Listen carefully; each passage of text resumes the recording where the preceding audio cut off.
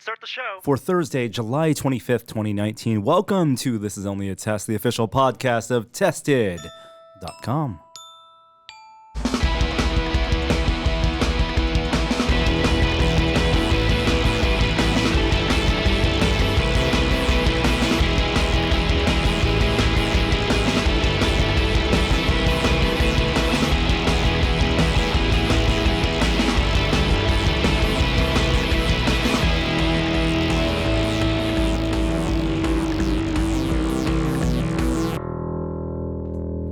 Hello, everyone, and welcome to a very, very special episode of This Is Only a Test.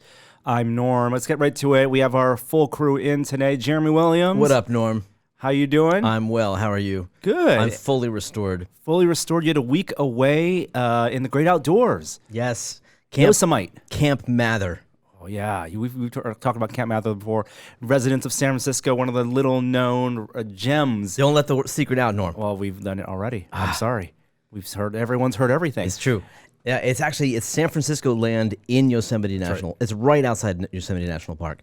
And it was the land that was the camp that was actually used to erect the Hedgehog Dam, which is where the city gets its natural drinking water. Mm-hmm. And this was over 100 years ago. But they now use that same camp for a family camp, and the entire city is eligible to enter a lottery in late December, early January. And if you're chosen, you have the choice of paying to go to a really, really reasonably priced week-long family camp, all meals, all activities included, and it's a blast. No internet. Great. Which is... Disconnect. Yeah, which is great, actually. No VR headsets. That's getting to be more and more of a plus the older I get. Absolutely. Went on a retreat just like Jack Dorsey would. Well, also here is Kishore. Hello. My co-Comic-Con cohort. It's a miracle that neither of us have any con cred. That's right.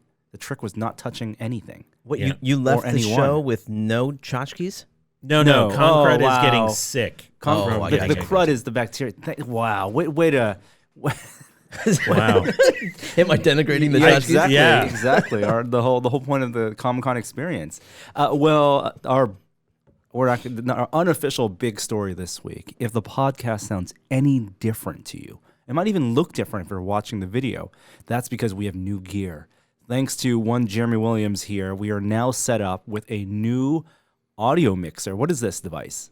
Well, it sounds like a promotion. This is not a promotion. No, you bought it. Yeah, you bought it. That's why thanks to you. It's the Rodecaster Pro, and it's had so many pretty LEDs that I had to pick it up. You got it because it was colorful. It's great. So it's got these 8 pads so we can play things, and sound effects, and it's got levels for all of our mics as well as inputs for Bluetooth and USB, and it basically consolidates about 3 different pieces of equipment that we were using, yes, including a headphone jack, all into one. A headphone mixer, that we would use to listen to ourselves. We previously recorded on a Zoom H6, which is still a great device and probably what we'll still be using for Still Untitled. But you saw this, and we haven't tested this.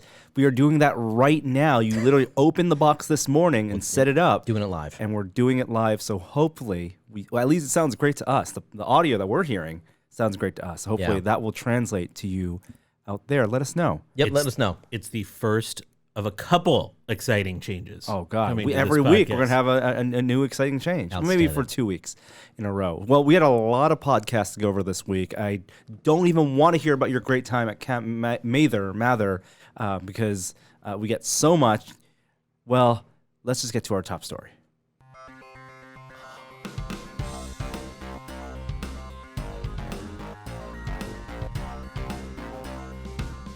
Story this week. That was weird. What was weird? Hearing that bumper in stereo. Oh, yeah. Well, now you have to render in stereo. Are you publishing in though? stereo? Do I? Top story. There's a new pinball machine in town. No.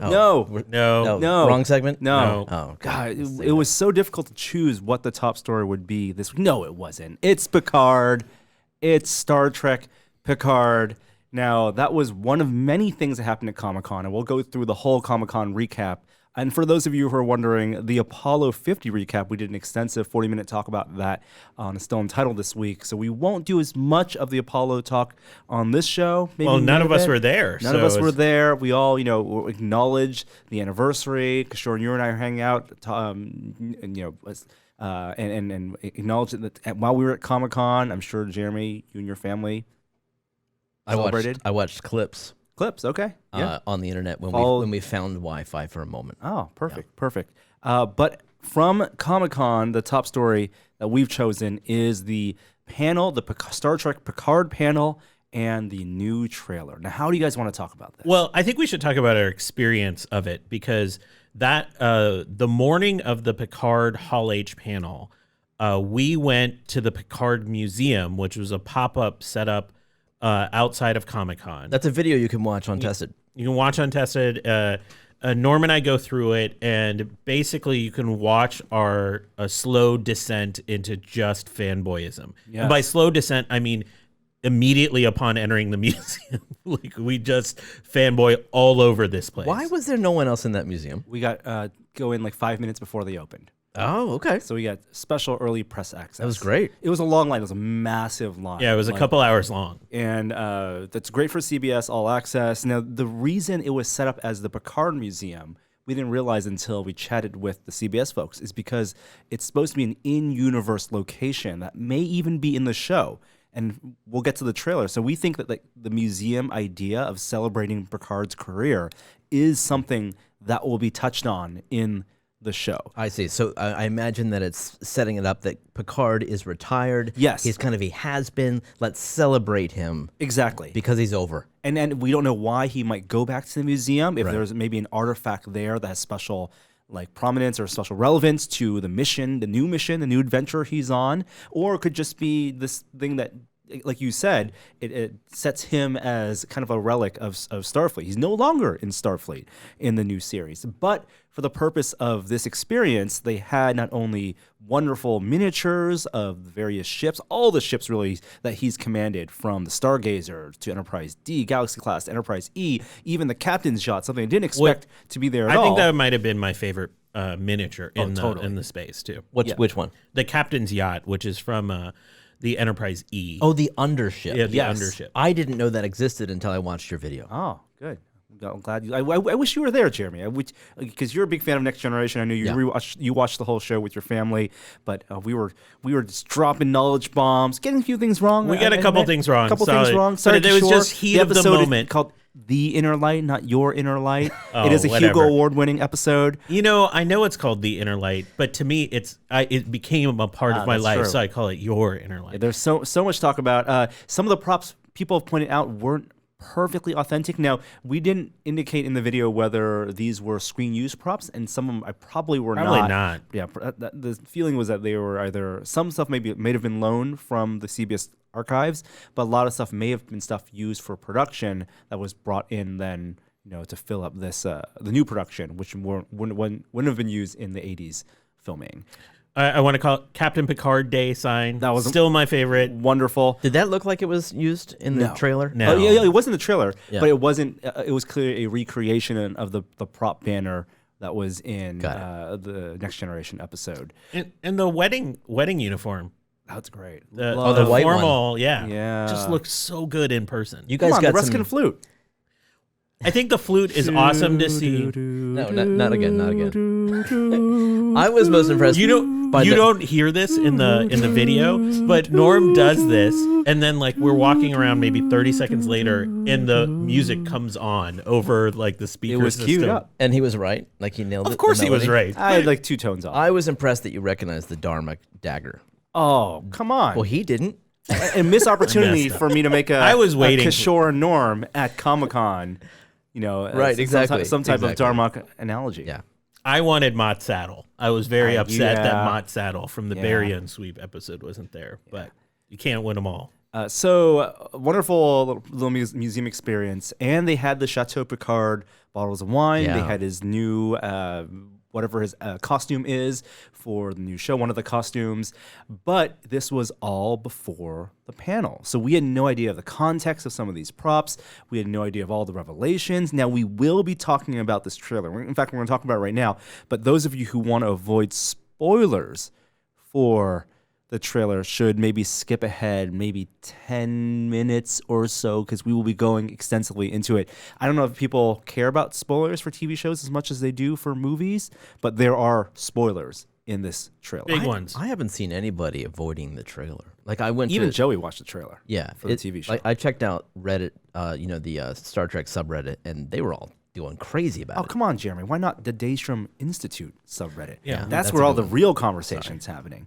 So there was a big Hall H panel in which they had the showrunners for Picard come out. They have Alex Kurtzman, who's kind of running the whole thing, Michael Chabon, including some new cast members. Of course, Patrick Stewart was there. He talked at length about what it was like to come back to the show. He got teary-eyed about filming the last scene with Jonathan Frakes in TNG and what it meant to really say goodbye in the moment and how they couldn't, keep it together. And then they played the trailer twice, and they brought out some familiar faces. Oh, yeah? So shall we go? How do you want to do this? Should we talk about the casting first? I think we should talk about the trailer first, and we'll talk about the surprise names. Oh my god! Okay, so I don't want to go too much scene by scene in the trailer, although we could.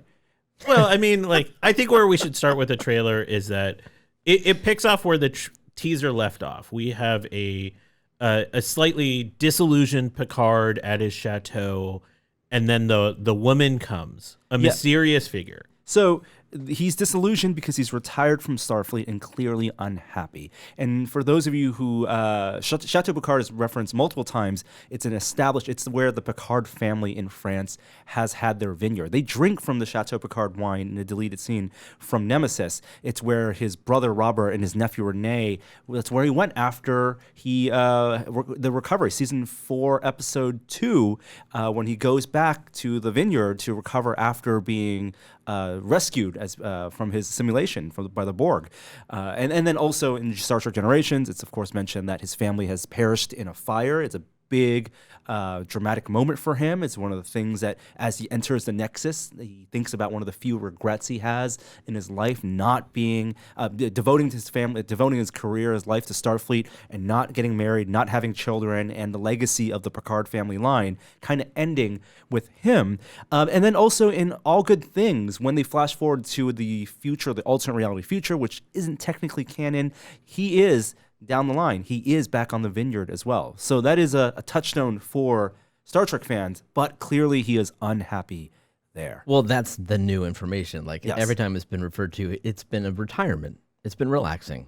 It's been, the end of a career. But now he's a little melancholy, and it turns out it's a little bit, it seems mostly because it's Lieutenant Data. Well, he talks about the 10 years ago, or 20 years ago, one of the big regrets that he had. Well, Data, spoilers, sacrificed himself at the end of Star Trek Nemesis on Shinzon's ship, the Scimitar, which exploded. So the question is, the drawer that's pulled out in these parts, is that Data? That's got to be B4. So why is B4 disassembled? What's B4? B4 was the have you not seen Nemesis? I haven't seen all. I saw the end. So, okay. Well, we just have to just spoil it. So yeah. Noonien Sung made another Data-like robot called B4, and it was used to lure the Picard and Data to a location where they got captured. And Data poses as B4 to infiltrate the Scimitar, leading to the climactic scene where he blows up the Scimitar. So whereas Sung-type androids, the known ones, there are only a few. You have Data, you have Lore, the villain Lore from Data's brother. Data Lore, and also Descent, Part 1, Part 2, which I believe will come back into the series, the connections there. Mm-hmm. But also B4 was a earlier version, or a not as advanced version as Data, so what looked like Data didn't have as much of the cognitive skills. And even though the character Data does die in Nemesis, before he does, he downloads his memory engrams into B4. And so one of the last scenes in Nemesis is Picard telling B4 about his brother, Data, and then some of so it's a separate character. It's like Spock transferring his self into Bones. And a little bit of the Data's memories start coming back as B4 starts singing a song. And so the question is, All right. does Data live on in B4? Yeah. Or is this kind of like a Trill thing where it's a separate entity but has Data's memories? What does that death mean? We don't know because it's never been explored because we never have anything post Star Trek Nemesis. So don't know who's in a drawer, B4 or Data. He's talking to Allison Pill, B4. one of the new characters. Okay, it's B4. And then he meets a new character, this woman. And the woman says she's drawn to Picard. But when we see her throughout the trailer, the big speculation is, who is she? Right? She's in the scene where you see Romulans that look like they're in maybe a Borg cube. And they're maybe looking over a lot of humans or other species. Yeah, it occurs as if that's a prison of some sort. And Or there's a rehabilitation sign, center or there's a- detention facility. there's a sign that says it's been like 5,000 days since the last assimilation. Yeah, 16 years or so. So Borg are involved. The Borg are 100% involved. Now, the question is she... Borg? One, a Borg, like a de-assimilated Borg, or two, does she have a connection to the Borg queen? Is she a new queen? Some people have speculated she might be an android. Well, that now she why might would be- Picard recognize her? Picard felt a connection to her. Didn't say she recognized her. He feels like he says at one point, if she is who I think she is, then she's in great danger. Well, I think that's the mystery of the first season. Yeah. Yeah, who is she and why is she important? Don't you think we'll find out who he thinks she is in episode 1? No. Probably not episode 1. Really? Her importance will probably become clear halfway through the series, and maybe there'll be some twists and turns because you have toward the end of the trailer one of the Romulans saying that she is the destroyer.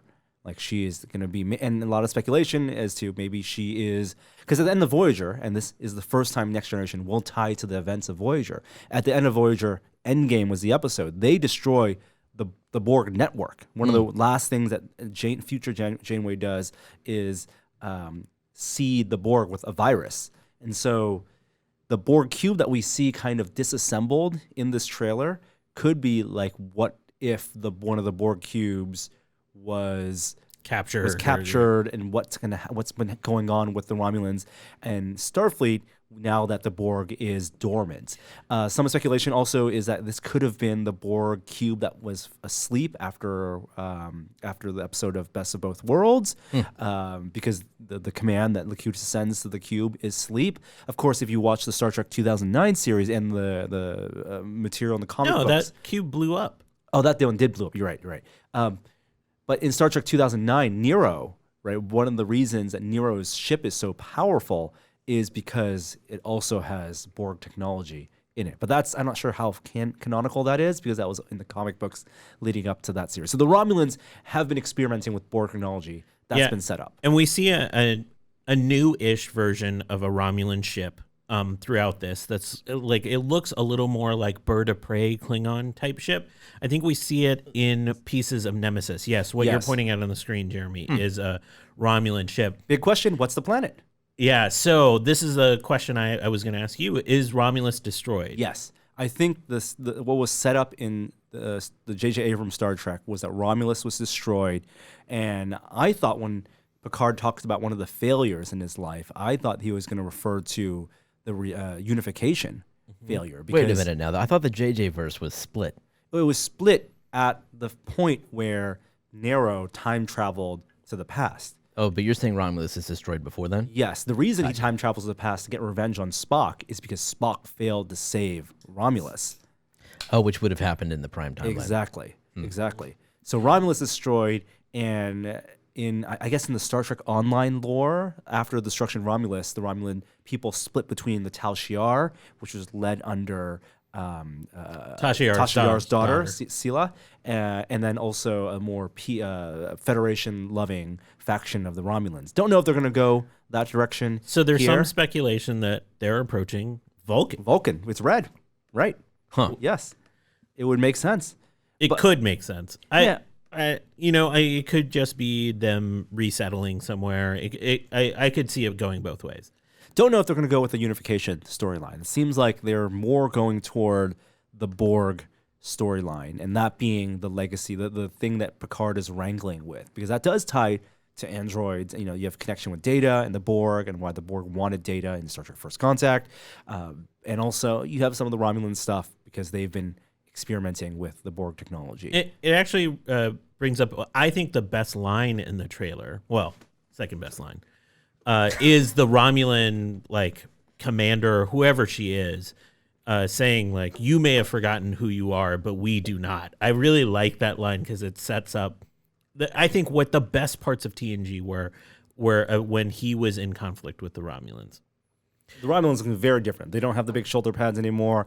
They don't have the ridges on their forehead. In some of them, they look a little more desperate and maybe even a little more lost, which is maybe what you would expect when you have your home planet destroyed. So Picard has a new crew. He needs a new crew to help him on this mission, to help this woman, this mysterious woman. He seems to have a couple humans and a Vulcan. A Vulcan, like a warrior Vulcan. That's kind of cool. Samurai Vulcan, I think. Yeah, with the sword. And I like this. Don't know that character. Probably the muscle, right? Like it'll be his Worf, maybe a little bit. Michael Dorn has not been confirmed to be on this show, so I don't think we'll see Klingons because Star Trek Discovery, with their version of the Klingons, they probably want to not confuse the new audience. That would be much. a huge surprise. It would be. Because there are characters who aren't mentioned in the trailer who have been confirmed. Yes, so confirmed also Jonathan Frakes not only directing the episode, but the characters of Riker and also Marina Sirtis, Deanna Troi will be there in some form. They have filmed their roles already. Hopefully it's something where he visits them. Well, and they're not main characters. We've got to have some traditional Federation starships, right? The bridge that we see, this is more of a Marauder, more of a Millennium Falcon, right? It's more of a bounty. It's not a sanctioned mission that he is going on. It's more of a rogue ship, smaller ship. So we got to see more traditional, and maybe it's the USS Titan, which is the ship that Riker and Troy left for at the end of Nemesis. No. Although this would have been 20 years later. He's gonna go talk to them as friends. Admiral Riker also retired. You don't think Riker would have? He waited like 15 years to command his ship. Yeah. Happily. Yeah. But he was deserving of his own command. So, fast forwarding to the first big surprise. First big surprise. Picard in the trailer goes back to, or he visits someone. I think he's in his chateau. He is in chateau. Oh, you think think she's so. visiting him? Yes. Well, but she says, "What are you doing here? Saving the galaxy." So here implies that he's not at home. Well, he might be. But it is 7 of 9, Jerry Ryan, Dun, dun, dun. Annika, I forget her last name. Annika Hansen. Annika and I Hansen. think she's playing Annika Hansen based off her language. She doesn't have a 7 of 9 cadence to her voice. This is the great growth. This is 20 years after Voyager. You know, she has reassimilated into human culture. And I love that take on the performance. Yeah, I mean, her hair is down. She had a more natural kind of human conversational tone. Correct me if I'm wrong, but these characters have never met. They have never met on camera. It's, I mean, this is a stroke of genius, I think, on the productionist part to bring in the world of Voyager, which a lot of people love, but a lot of people skipped, of course. But probably aside from the episodes of Next Gen, had the biggest connection to the Borg as a whole. Right. And I hope it's not the only cast member of Voyager. Now, tell me just briefly, how did she become a member of Starfleet? So the long story short is in the mid-series of Voyager, as they were doing some recasting, they phased out one of the characters and they brought inside to hire a new actor and actress in this case. The storyline is such that there was a uneasy truce with the Borg, that Voyager needed to ally with the Borg to fight a new organic species that the Borg could not assimilate, species 8472. And as part of this pact, the Borg sent over a representative, and that was 7 of 9. She was in full Borg makeup. And the Borg... She was a human whose parents were studying the Borg, and they had been assimilated and assimilated her. So she was fully assimilated. Yes. And then near the end of the episode, maybe it was a two-parter, I forget, the Borg betrayed them, but it was a plan. They knew it was going to be a trap, and so they, of course, used 7 of 9 as a conduit to reverse that betrayal, and disconnected 7 of 9 from the collective. and then so she was stranded, and then so she became kind of like the Data character in Voyager, even though they had the Doctor already as the hologram learning to be human, but it became her. So was she becoming ever more human. was she ever as human as she was in this trailer in the show? Yeah, I mean, very soon. Only in one episode was she ever like that, and that was where there was a Borg dream world. No. I think Jeremy's talking about, was she ever just like looking like a human with one, and like for the vast majority of the series, she looks like a human with the one eyepiece. Yes, but she has her hair kind of tied back, and she's No, not physically. I mean more than the Data's emotional chip sense. Oh no, she never performatively. Only in one episode was she her ever like portrayal. Yeah, she was always very stiff and very. So do you expect to see that explained, or is that just a natural evolution? I think it's a natural evolution of the character, which is a great. I don't think it needs explanation. Okay. Like she is back on Earth. She was shifting in that direction throughout the series. Yeah. She doesn't need an emotion chip. She has that. It's built into her biology. So you have 7 of 9. I love that she's there. I love that she's a big part of the show. It makes sense in the context of a Borg storyline. She would have known about Picard as Locutus, though. That's right. Yes. Yeah. Oh, that's a very good point. Right. And then we see some cutscenes, and it looks like the Romulans are taking like a chip out of a former Borg, like they had it on an autopsy table. I think that was a really interesting, like really cutaway scene. Well, the other big thing is who that Borg is, and the speculation is that is the second returning cast member. It's Hugh of Borg. Yeah, Jonathan Del Arco. I didn't recognize him. I read about that, and I remembered him. I love that episode. So from iBorg, he was one of the ones that it is a legacy of Picard. One of the decisions he made as captain of the Enterprise was to let Hugh go back to the collective as opposed to use him in a sense, right? So he had a little bit of individuality, but they felt like maybe it was like their version of the Prime Directive. They felt like they couldn't completely liberate it. Their hope was that his individuality would spread throughout the collective, and then you would like a virus, right? And then you found out in Data lore that it did to only a certain extent, but they were leaderless, and that's where lore seized on the opportunity to commandeer his own group, army of Borg soldiers. So Hugh is back. Love that. Yeah, I bet he does too.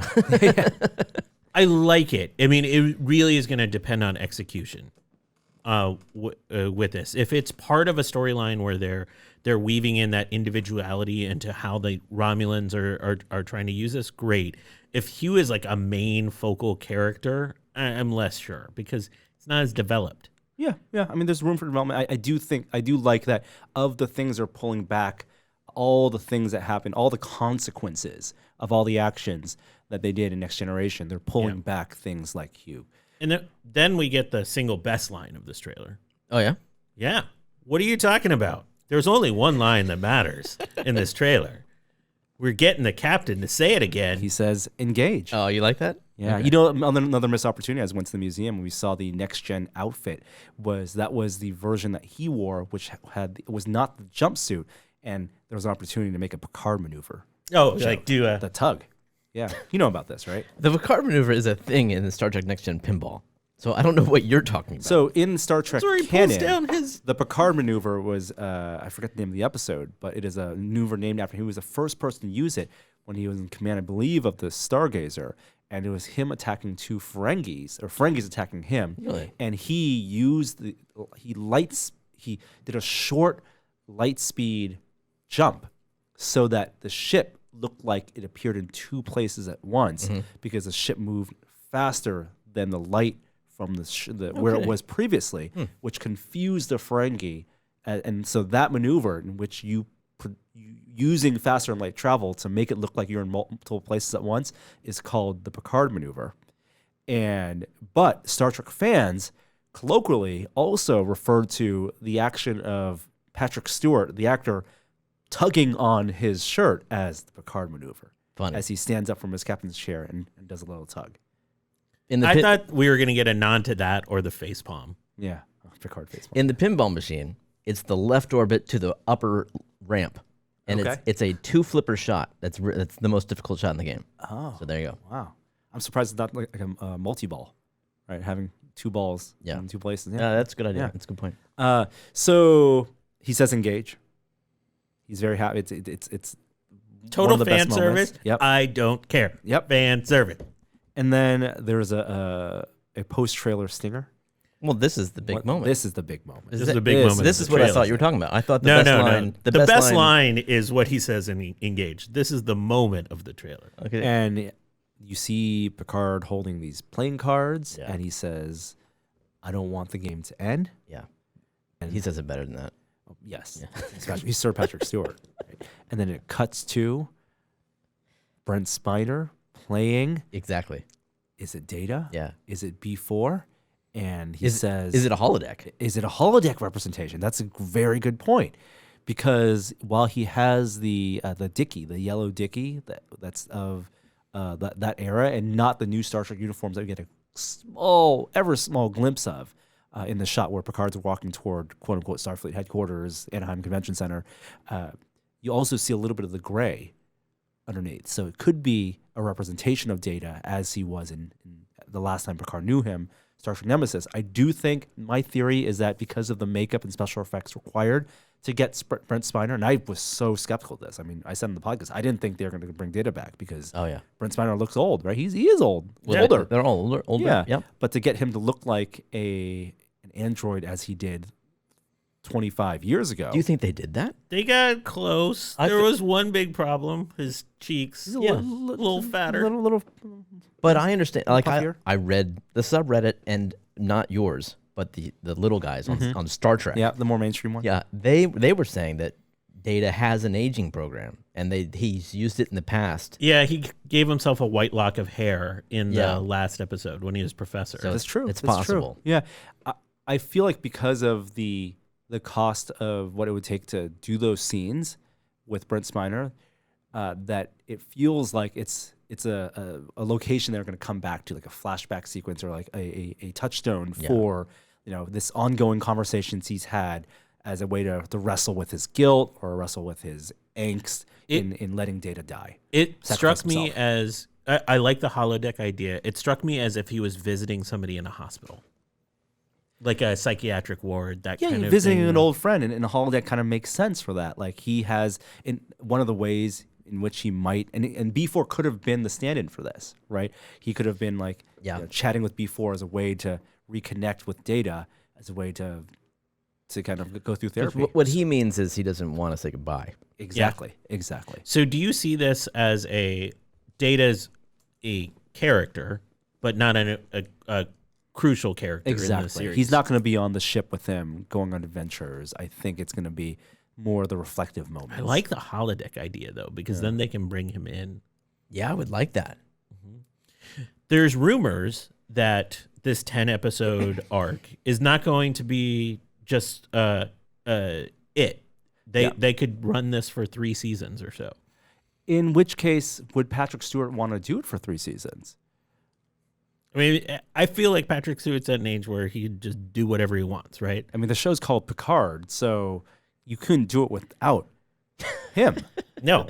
And I wouldn't want them to do something silly like, have him de-aged or replaced at the end. Although, here's the other thing, and I really hope they don't do this. The other prevailing theory is that she is a Picard. That really? the character, if one of the themes is Picard having no legacy and being the last Picard, what would it mean for him to find someone who could carry on his name? And it would be almost like a granddaughter. Like one of the theories that she is Shinzon's daughter. Shinzon being his clone that was in Star Trek Nemesis, which was kind of like not only a reflection of him, but also like the son he never had. Got to see Nemesis. We'll just end by saying I'm so hyped about this show. Like I have been holding out on signing up for CBS All Access. Yeah, me too. This is I was ready to throw fistfuls of money at them after seeing this trailer. That's not. You guys haven't mentioned the most interesting theory, most compelling theory I've heard about who she is, and that's that she is Data's creation. She is Lao. Lao. Yeah. Right. Yes. It doesn't look like Lao. A little bit she does. Brunette, kind of bob haircut. No. Yeah, I mean, I don't know if the time lines up right, because she would have been probably a bit older. but Lao would be an android and would not grow either. Oh, that's a good point. Yeah, I think that's too deep a cut. It would explain why she can take out those Borg so well. Well, also she also being a past Borg or being some genetically altered character would also explain that. And if she was the daughter of Shinzon, again, this is a far-fetched, dart of the wall theory, she would be the theoretical heir to the Romulan Empire. What? Shinzon was positioned as leader. Wow. Because he was leader of the Remans. Yeah. It also would give us an understanding of why that one Romulan thinks she's the destroyer. Exactly. So when did we get to watch this show? So this was the one disappointing thing from the panel. We had previously thought this would be, the show is filming now and that we'd see it by the end of this year. It will not be released until 2020. What time in 2020? Don't know. Don't know? Don't know. Oh my gosh. Yeah. So it could be after Discovery Season 3 type thing. If Discovery Season 3 is already in production, there's a lot going on. I mean, what I'm hoping it isn't is that they would release it in the summer after CBS's normal slate kind of goes through its finales, just to transition them into CBS All Access. I'm sure they'll release it whenever the metrics say people are most likely to watch. Yeah. So this also, the one good news about its delay is that they're going to do short treks, which is what these little vignette stories. These do not intrigue me. Did you not watch the ones for Discovery? No. Oh, they were good. These don't look that great. Like the Tribbles one, it just didn't look... Well, they're doing short treks for between Discovery as well to bring back the cast of Discovery, the Enterprise. Yeah. And then they're going to do short treks and I think for the Picard ones, you're going to be more interested because that's going to help fill out some of the backstory of setting up where he is. Think of it as little prequel stories. Oh, that's cool. I didn't for the realize they were series. going to do that. Yeah. Okay. Yeah. And this will help whet our appetite until the series comes out. So that's Picard. That's our top story. But let's get to, the other big segment.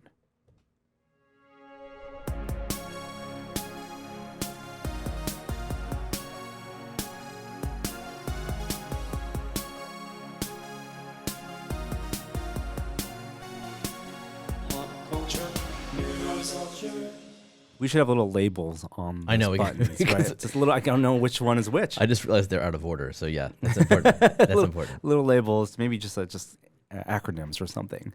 But in the pop culture news, it is still Comic-Con. There were trailers to talk about. There's the big Marvel panel to talk about. I'll give some quick recaps from the show floor. The show floor was packed and amazing as always. Kishore, you and I got a chance to tour it and walk and hang out some booths. Any highlights for you want to talk about? I'll first say the Comic-Con museum pop-up I thought was really enjoyable, seeing all those Batman costumes together, seeing the Batman black and whites.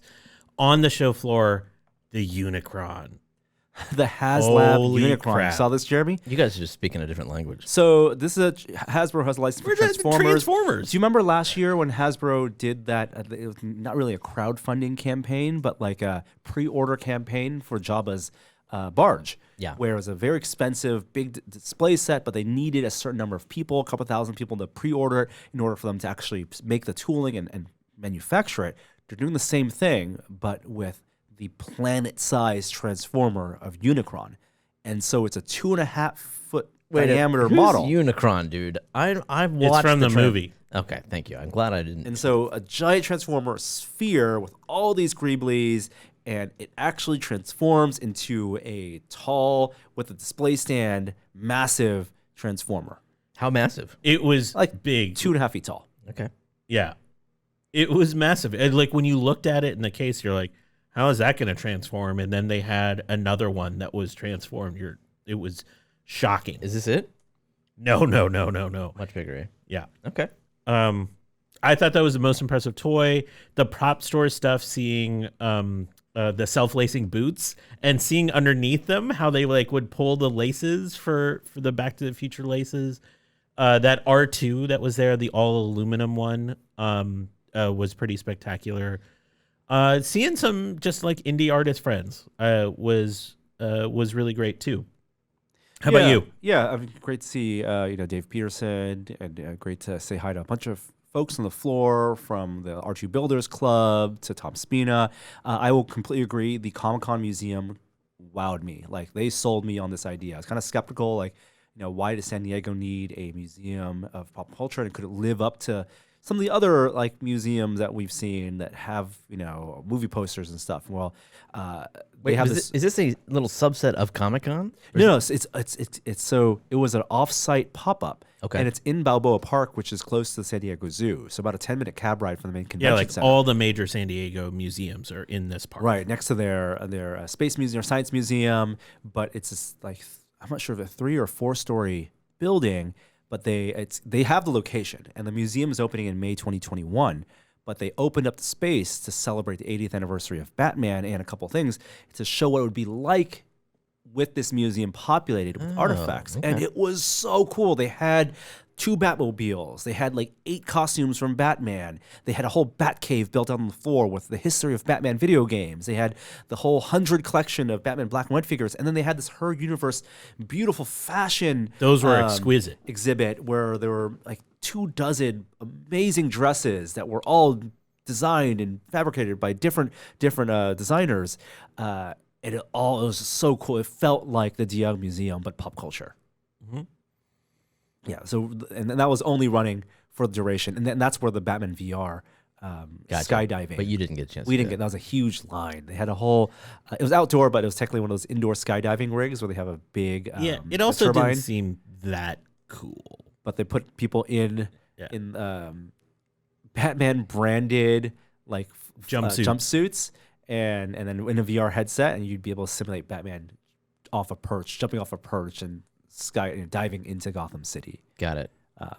So that was super cool. The museum, of course, Picard Museum was super cool. We did the Orville thing. I did the first night with Gunther, which is the props on the show. A couple things I did after you left. I went on the Rocinante. The Amazon had a pop up, and you could climb aboard that ship from the Expanse, and that was actually pretty cool. Like the doors would slide open a la Star Trek, and you'd walk down like a little hallway. I was on a Spider-Man panel that was really, really a lot of fun with some science YouTubers. That was great. And then there are a couple cosplays after you left that were really enjoyable. Like I think my favorite of the show was this Ghidorah with 3 different heads that you can control. Puppet? Yeah, I mean, but they were inside of it. Oh. Like, so they were one of the heads and then puppeting the other 2.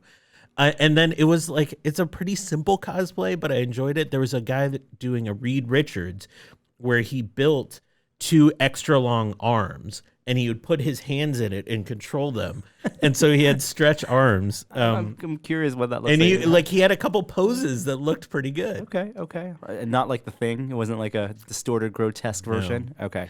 One thing we missed is Lin-Manuel Miranda was there promoting a show. His Dark Materials. And he did an incognito. What? What did he walk as? Deadpool, unfortunately. But I mean, if you're going to be incognito, I guess that's one way to go. Was he talking to people? Yeah, there's a lot of, fan photos where he would like surprise people. Did anybody figure it out? I have no idea. He I might haven't have seen revealed himself to sound like to the people on the show floor then. That's funny. Wow. Been well at Comic-Con. A lot of great toys there. We saw up in the Mondo booth, the Sideshow booth. One that I didn't spend enough time with, I really want to, after seeing it, was the Gundam. This metal Gundam, what is it called? Metal structure Gundam, $950, but it has like metal interior parts, a whole gantry. It was so beautiful. People were just like drooling over it. But trailers, there are a lot of hold TV. on. What did you come away with some toys? Did you buy some things? I bought a few things. I bought some stuff for home. Bought Danica a few things for her. Yeah.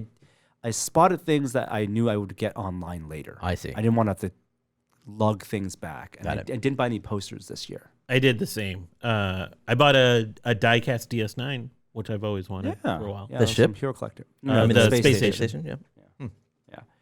Yeah. So a lot of movie trailers and TV trailers drop. We're just going to run through them and kind of set up what we think. And first one, Witcher. So this is Netflix's big show. Thumbs down. I thought the trailer looked stupid. Oh no! This is Henry Cavill as. I think it's more evidence that Henry Cavill has problem with facial hair of every kind. The wig I thought looks like. I thought he horrible. looked fine. And that looked pretty bad. Did you guys play The Witcher? No. So this one's based on the books, not the video game series. Although Henry Cavill's a big fan of the video game series, he really lobbied to play Geralt, the main character. It's about magicians, or it's a fantasy story, but they have like magic powers, and they're positioning it as their Netflix's Game of Thrones. So big, very big budget, a lot of effects. Whole trailer is basically like, yes, there's magic but there's all these monsters out there, and we only see one monster. Yeah, and it didn't look that good. The monster didn't look that good. I think that's where the effects maybe could need a little more work. That's why I was disappointed. Well, you guys have also gone through 7 seasons of Game of Thrones, and like they've evolved and spent more and more money on it. So this is a first outing. Absolutely. Next up, Snowpiercer. This is from TBS. It looks to be kind of Snowpiercer was not only was there Chris Evans movie, but it was based on a comic book, and this one seems like they're retreading over a lot of the movie, but then introducing things that were in the comic book that were not in the movie. So Stavi Diggs playing the character that Chris Evans plays. Super quick conceit is apocalyptic event in the world. Everyone that's alive is aboard this train that's moving through, and like the landscape around them is all frozen. It's like minus 100 degrees outside. Everyone alive on the planet is on the train? It's like 3,000 people on the train, and it is a very literal, like front of train, back of train, like class warfare. Yeah. Exactly. The folks that live on the back of the train. Where are they going? They just got to keep going around the world. Keep on moving. Otherwise they die? Otherwise they die. It's like Speed. Death. That's right. Except the last of humanity. Is Dennis Hopper in it? Well, it's funny you mentioned that. Ed Harris played the guy who runs the train in the movie. I don't know who was cast to do that, but wait, this was a movie? It was a movie called Snowpiercer with the same idea. With the same idea. Chris Evans, Captain America. Yeah. It's not a bad movie. I actually, I thought it was fine. Really, it's a great Korean director. It was very offbeat. This has a pretty good cast too. Daveed Diggs, as you mentioned. Mm-hmm. Jennifer Connelly plays the antagonist, the main antagonist. The woman who plays Martha from The Americans, I forget her name, but she plays the Tilda Swinton character. And it's like it's total sci-fi world building. I don't know how they're gonna make this a series. Yeah, I don't get that either. If it's a limited run series where it's just like 10 episodes, right, I can see that, but I don't see how they make it into multiple seasons. That's TBS. It's a big budget for TBS. Yeah. It's a big show for them. I think they had some problems. I know when the show was originally announced, they had a whole different writing team, different showrunner, and they kind of revamped it and probably revamped it to be more like the movie. So some people aren't thrilled about that. HBO, they need their next Game of Thrones. They need their next big genre series, their next big literary adaptation. And so they have His Dark Materials. This is a 3-book series of which we already had a movie. It was The Golden Compass. Mm-hmm. And so this is the TV version of The Golden Compass movie. I'm a little surprised by it. So The Golden Compass is kind of a YA, even kids kind of novel. The 2 protagonists are 2 coming-of-age kids traveling through parallel universes. That's sort of the conceit of the book, and so that storyline doesn't strike me as HBO. Maybe I'm just used to like adult, gritty, kind of out there stuff for HBO. And Golden Compass feels more fantastical and at points light. Well, the trailer does not indicate. Does not look light. Does not look light. Looks dark. I have not read these novels, but after watching this, I looked into them, and they're very highly regarded. Yeah. So I bought the first one for my son. He's been on a reading torrent this summer, so hopefully that'll be good. And this is the show that Lin-Manuel Miranda plays the Sam Elliott character, I believe, from the movie. He's a Texan that has like airships, so he plays a little bit of a fantastical character. James McAvoy's in it, and the girl from Logan. She's the main lead. Daphne, I believe. Daphne something is her name. Something that's definitely more adult, more serious. We also had, 2 other shows from HBO. One, Westworld Season 3. They should just take come out next year. They should take the world west out of Westworld because there's nothing west about it anymore. Western. Big revelation in this trailer that there is more park, and one of the parks is a World War II Nazi Germany park, and that's where Maeve finds herself. This trailer is nuts. Like it is, you're back and forth between modern cities, 1940s Nazi Germany. It is. I didn't know what to expect, but I didn't expect this. It seems like Jeffrey Wright character is like He's being billed chasing as them? the antagonist. Like it's going to be Dolores versus Bernard, I think. And if you thought the first two seasons, like the first season was a great premise and you could jump in. Second season, you kind of need to know what happened. This third season is going to be inscrutable for people who have not watched any of Westworld. Like this is for fans. They know they have a massive following. They know how many people watch the first two seasons, and so they're doubling down. They're playing on- up the action on the high too. concept. Yeah. Yeah. It seems less sort of plotting and about sort of the philosophy here. And how long more is it about the between action. 2 and 3? Seasons 2 and 3 is a long 2 time. years. A couple of That's a years. long time. Yeah. Well, something that maybe people were less enthusiastic about was the Watchmen trailer. This is the series that is set in the world of the books, but definitely pulls the aesthetics and some of the musical cues from the Zack Snyder movie. And temporally, it is set in decades after the events of the comic book. Is it decades after? It must be. It's much later. It's definitely after, Yeah. but I didn't know if it was decades Wait a or minute now. just a few years. Do you guys actually think this is the same universe as the comic books? Oh, it is. It is. It They is. said that their adaptation is based on the comic book version, but aesthetically they're taking cues from Because this looks movie. like our universe, who has read the comic books and has embraced those characters and those. No, it is in that world, because at the end of the Watchmen, the comic book, right, the world goes through this crisis. V's his big plan is to manufacture an alien invasion in which that unites the world. But one of the last panels is Rorschach's journal getting discovered, and so you have these acolytes of these heroes, and maybe the plot being revealed. There is nothing explicitly supernatural about anything in this trailer. There's one thing. You see a shot of Mars, and there's a blue figure there. So they may bring back Dr. Manhattan. I mean, he might be in the trailer at the end. Yeah, yeah. But it seems to me that this is a different approach to Watchmen. I'm unsold on it. Yeah. Yeah. I also am unsold on it, and I think it's partly because maybe this is a little superhero fatigue for me. But like James Cameron. gritty superhero didn't strike me as sort of grabbing my attention right now. Yeah. Best trailer of the Comic-Con is what we're talking about next. Easily the best trailer Comic-Con. Cats. Oh my. Can't wait for Christmas. And I think this is like the first or second trailer that came out. Well, are we going to talk about cats? You want to talk about cats? We can talk about cats. Let's talk about cats You real guys dissed cats too hard. I'm actually coming around on cats because the reaction's been so negative on it that I was like, can't be that bad. One, have you seen the musical? Yes. Yeah. No, and it's for- not great.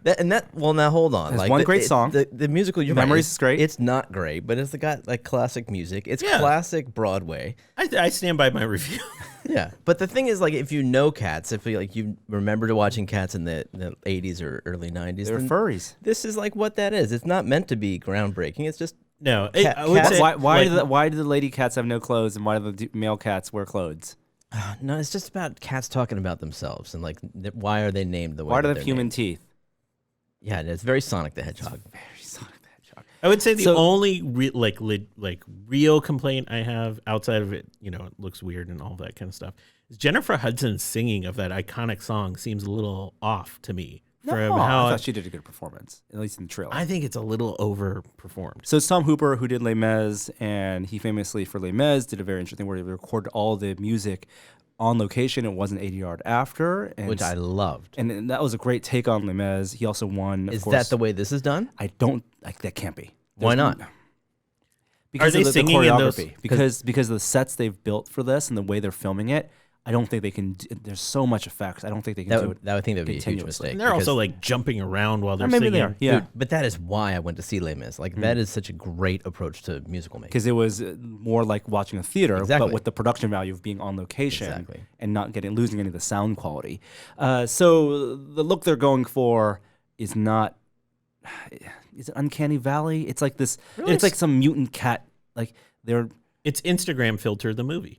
It's like they used like the face filter. reminds me technology. of Moulin Rouge in some respects. Like it's just No way. It's just otherworldly. The lavishness of the sets I can get behind, right? These huge sets and proportional. I think that's a really clever idea.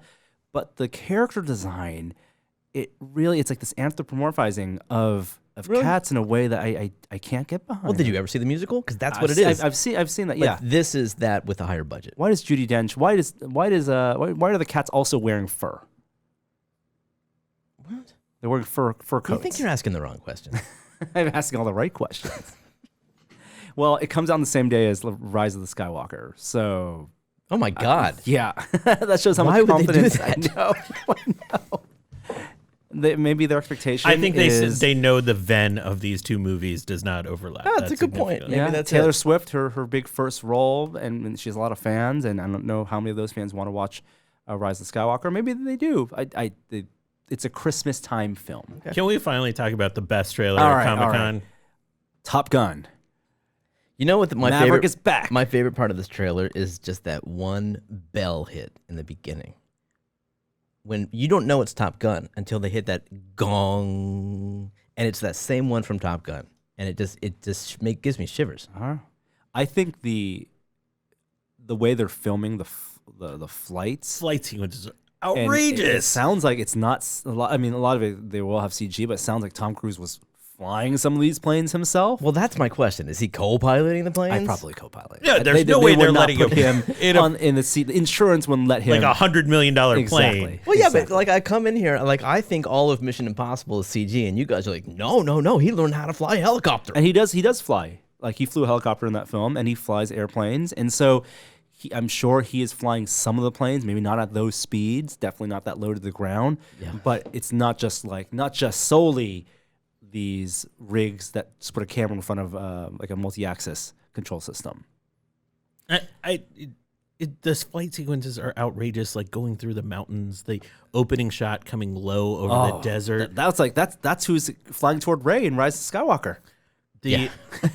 But also the setup of the dialogue of being like, you're the best, pilot we've ever had, but you never progressed. Yeah, the dialogue did not hit me. Like, I mean, come on, it's totally Top Gun level dialogue. Yeah, though, you're right? right. That's why it took me back. He's a relic. The whole pilot culture may be a little bit of a dated, and definitely the relations that we have. We're not in the Cold War, so they're going to touch on all that stuff. Now, there is a little bit of controversy with this trailer. Did you see about the patches? So people noted in one shot early on. Oh, no U.S. flag? There's U.S. flag. There's no Taiwanese flag or Japanese flag, and so they've changed up the patches on his jacket. Presumably, the theory is to appease the censors in China, so this film can be released there as well. oh, that's horrible. Because there is some investment for the production here. Oh my God, I have really? Yes, yeah. That's one of those things I kind of don't want to know. Oh man, I'm sorry. That's why the internet is there. Is Val Kilmer in the trailer? Other big question: is there an Iceman? I think yes, but it may be a very different Iceman because obviously Val Kilmer, the actor, has gone through some health problems of late, so he's not the same stature as he was, and so he might be in the film as a more diminished character, and maybe he chose the more true age that Tom Cruise should represent, but doesn't because he is eternally youthful. And who's Goose? Anthony Edwards? Or Anthony? Yeah, what I is don't it? know. Is it Edwards? The guy from ER. ER. I wonder- Seen elsewhere. He's still alive, right? Like in real life? Yeah, but Goose is not. Yeah, I know. But maybe they could like do a little dream sequence. I think that would hit the right chords. If you're gonna bring back Top Gun, like that would be a scene fans would want. Did Goose have a kid? Yeah, maybe The first something like one? that. Maybe it's like Goose's kid. Something It's like legacy that, of yeah. Goose. The director is John Krasinski, I want to say. He directed Oblivion with Tom Cruise, and also he directed Tron Legacy, and so he can do great action sequences, great motion. Joseph Kaczynski. Oh, sorry, Joseph Kaczynski. Tron Legacy? He did Tron Legacy. Crazy. Yeah. Okay. And did you see Oblivion? I love that film. No. It's a great science fiction film, and that one has some great flight sequences as well. Chris McQuarrie, who directed the last two Mission Impossible films, and the next two ones, he came in to do a rewrite of the script. So it's all the great elements, all the right elements. I can't wait for Comic-Con. It's like a weird thing to have there, but Tom Cruise at Comic-Con. Tom Cruise at Comic-Con. Yeah. When's he going to be in a Marvel film? I don't think he's going to be in a Marvel film. Why Oh, not? don't say that. Everybody else There are a is. lot of casting that I was like, she's in a Marvel film? All right, so are we getting to it? Are we getting to Hall Well, H? let's just give one shout out. the trailer for Dark Crystal, especially like the BTS live action puppeting, coming to Netflix in a few weeks. What the heck's BTS? Why are you saying Behind the scenes? Don't say letters. I'm just in the zone. I couldn't be more excited about a live action puppeted Dark Crystal that has so much more to it than the original. I couldn't even get into the Dark Crystal experience. The line was always too long. Okay, Hall H. Okay. The big panel Saturday night. I was getting on board my airplane flying back to San Francisco as the panel's going on. I was like, we had manic refreshing. messages. Yeah, we were on Slack. Like there were unveils. Yeah, you guys acted like you were watching it, and it turned out you were just watching the Twitter stream. Yeah, I was on the other side of the wall from Hall H, listening to the cheers. I was on the floor. Were you able? You couldn't get in like standing room only. No, I was going to try to get in. Okay. So, I mean, people had waited 24 hours in advance just and camped overnight to get into that. This panel. was the biggest event at Comic-Con, right? And the question was whether it would be, because people didn't know, because they're ahead of this panel. To give you some context, they announced that, obviously Endgame would come out, and Endgame is going to be out on digital download and Blu-ray soon, but there were already panels recapping and discussing the finer plot points of Endgame. So the Russo brothers had a big panel which they addressed a lot of questions from fans. The two writers of Endgame, Christopher Marcus and Stephen McFeely, they did a panel as well where they talked about their decisions. And so people got a lot of great dissection, deep cuts into the making of Endgame. I went to a time travel panel with one of the Marvel writers, and he tried to explain Endgame timelines. It was with scientists on the panel. It went off the rails. And what had been announced was that there would be a big return to Hall H, which is the big 6,500 person, 7,000 person room in the San Diego Convention Center where the big announcements are made, but it would be Kevin Feige doing an hour panel. And we know on the horizon is Disney's own convention, the one that previously in the past 2 years, they've made all their announcements there, D23. So we didn't know, we were talking about this last week, what Kevin Feige would talk about, whether it be just about one movie or next year. But Kevin Feige came out, and the first thing he did was, first of all, announce that Endgame had surpassed Avatar at the box office globally. It is now the #1 film of all time in terms of... If I'm not mistaken, he announced that it would this weekend. Yes, based on their projections. And then it did. Yeah. And James Cameron... I did it. I did it. Well done. Good job, Kishore. It's all to you. And Jim Cameron put a lovely little picture and note, as is tradition, to congratulate the filmmakers. Did he publish it in a newspaper? I think it's just posted on it's social media. He's so cheap. You're going to get more reach out of social media than you would buying a thing in Variety. Oh, yeah, but it's tradition. It's tradition. Maybe he did. I don't know. Okay. I don't know. There was one image. It's a lovely picture of Iron Man with the sprites from Pandora and Avatar landing on him. So... that was great. I'm a little bummed they did not show the Stan Lee tribute. The that intro sequence? Yeah. No. The at the end of Endgame, the new version they put out a few weeks ago, one of those things was a special feature from the DVD, which was a little bit of a Stan Lee tribute about all his cameos. And I thought the Hall H panel would have been a perfect place for them to play that. I feel like this is they've done it. They're moving on. Okay. There was a lot to do. So he straight up said, watch out, Jeremy, what you doing? Jeremy is activating our cooling because it's getting hot in here. Said, Phase 3 is over. Spider-Man Far From Home was the end, the epilogue of Phase 3. They have a lot of stuff in the works, so they're going to go through every single thing, the entirety of MCU Phase 4. Get ready for Comic-Splaining 201. So, Jeremy, here we go. All right, we're only 1 hour into the podcast, guys. They had a timeline of the next 2 years, 2020, 2021. We're done with MCU for this year. We're not even we're barely halfway through the year. No more MCU. Is that kind of trippy? That true? Well, right? because of Rise of Skywalker. Yeah. Don't want to compete with your... Got Lion King, 200 million opening weekend. And we had 3 MCU movies already in the first half of the year. Crazy. So starting with 2020, 3 things in 2020, 7 things in 2021. And people were freaking out. Is Marvel going to put out 7 movies in 2021? Well, no. They're also including all of the Disney Plus stories, one of which is animated. And that also fits in, because it's produced by Marvel Studios, will fit into the continuity and directly tie in to the events of the MCU. Very exciting. Let's start with the first movie announced. Well, they didn't start with the next immediate thing chronologically. They No, say no, that well, for the end. We can kind of go in order. We'll go in order as the first thing they talked about was Falcon and Winter Soldier. No. First thing was Eternals. Okay, so I guess that's chronologically. Yeah, Eternals is the big movie at the end of next year. They have the director come out. She had previously done an indie film about horses, The Rider, I want to say, but she didn't have to do the Eternals. They had the entire cast come out. They unveiled the cast of the Eternals, starting with Richard Madden. Kumail Nanjiani was there. Salma Hayek playing the leader of the Eternals. Angelina Jolie. They had major That was crazy. star power. As we were leaving Comic-Con that day, as Gunther and I were heading to the airport, we saw a caravan of SUVs, black SUVs with tinted windows driving toward the convention center. And we're like, there's got to be some famouses in there.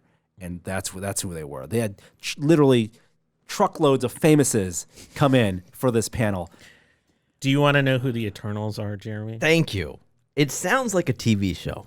So do you remember in Guardians of the Galaxy where they would meet at Nowhere? And Nowhere was this giant head Of a celestial. Yeah, man. of a celestial. Celestial was a race of these incredibly sized, cosmic powered beings. One of the oldest Creatures beings in the universe. You saw a And- glimpse of them as they flash back to the origins of the Infinity Stones. You're with me?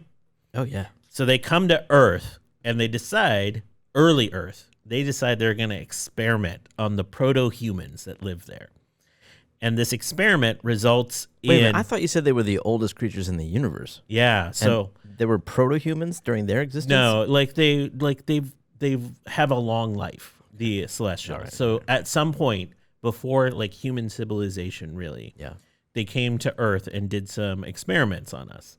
And they did this on a bunch of worlds.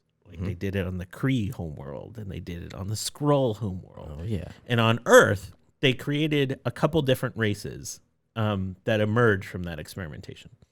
One is called the Eternals, who are essentially immortal-ish. Yeah, they've Mostly grown for immortal. 35,000 years. So they're genetically altered proto-humans? With powers, they can fly. They have beams. They can shoot from their eyes. They have different powers. They're kind of like they have mutant type powers, Yeah. X-Men type looking powers, but they're kind of immortal. And they've been walking among us for 35,000 years. Are they immortal? Yeah, immortal-ish. They can be They killed. can be killed. By a silver bullet? Yeah, it's not anything magical. You just have to have enough power to kill them. I see. Then they created a separate race called the Deviants, which we'll meet later. There's a famous deviant that you've met already that came from the world Titan. The Mad Titan. Yeah. And then... Is it the Collector? Nice. He's Nice. crazy. And so the whole idea behind this movie is that these immortals have walked among us hidden for the last 35,000 years. In And we're terms finally of going to meet them. class of character, it's on the level of Thanos, Collector, the Jeff Goldblum's character in Thor Ragnarok. Oh, yeah. It's Grandmaster. Grandmaster. It's on those level. But imagine, as opposed to one of them, it's a family of them. And they all and have there's different superpowers. Yeah. Don't know how that will be portrayed. Oh, exactly. okay. But there isn't that many of them. There's a small number of They them. live on Earth? Mhm. Okay. Hidden. So they grew up along with the human race. Yes. But they remained hidden somehow. Mhm. Okay. Yeah, Well, they look like us. and they will emerge. Maybe one of them is Angelina Jolie. Well, they didn't look like us for a while, right? They looked like cavemen while cavemen roamed the Earth, and then they looked like, okay. Now they wear jeans. It's cool. So that's coming out. Kevin Feige said it will go full Jack Kirby in terms of a sex style, full cosmic. It's definitely more of a space-like movie.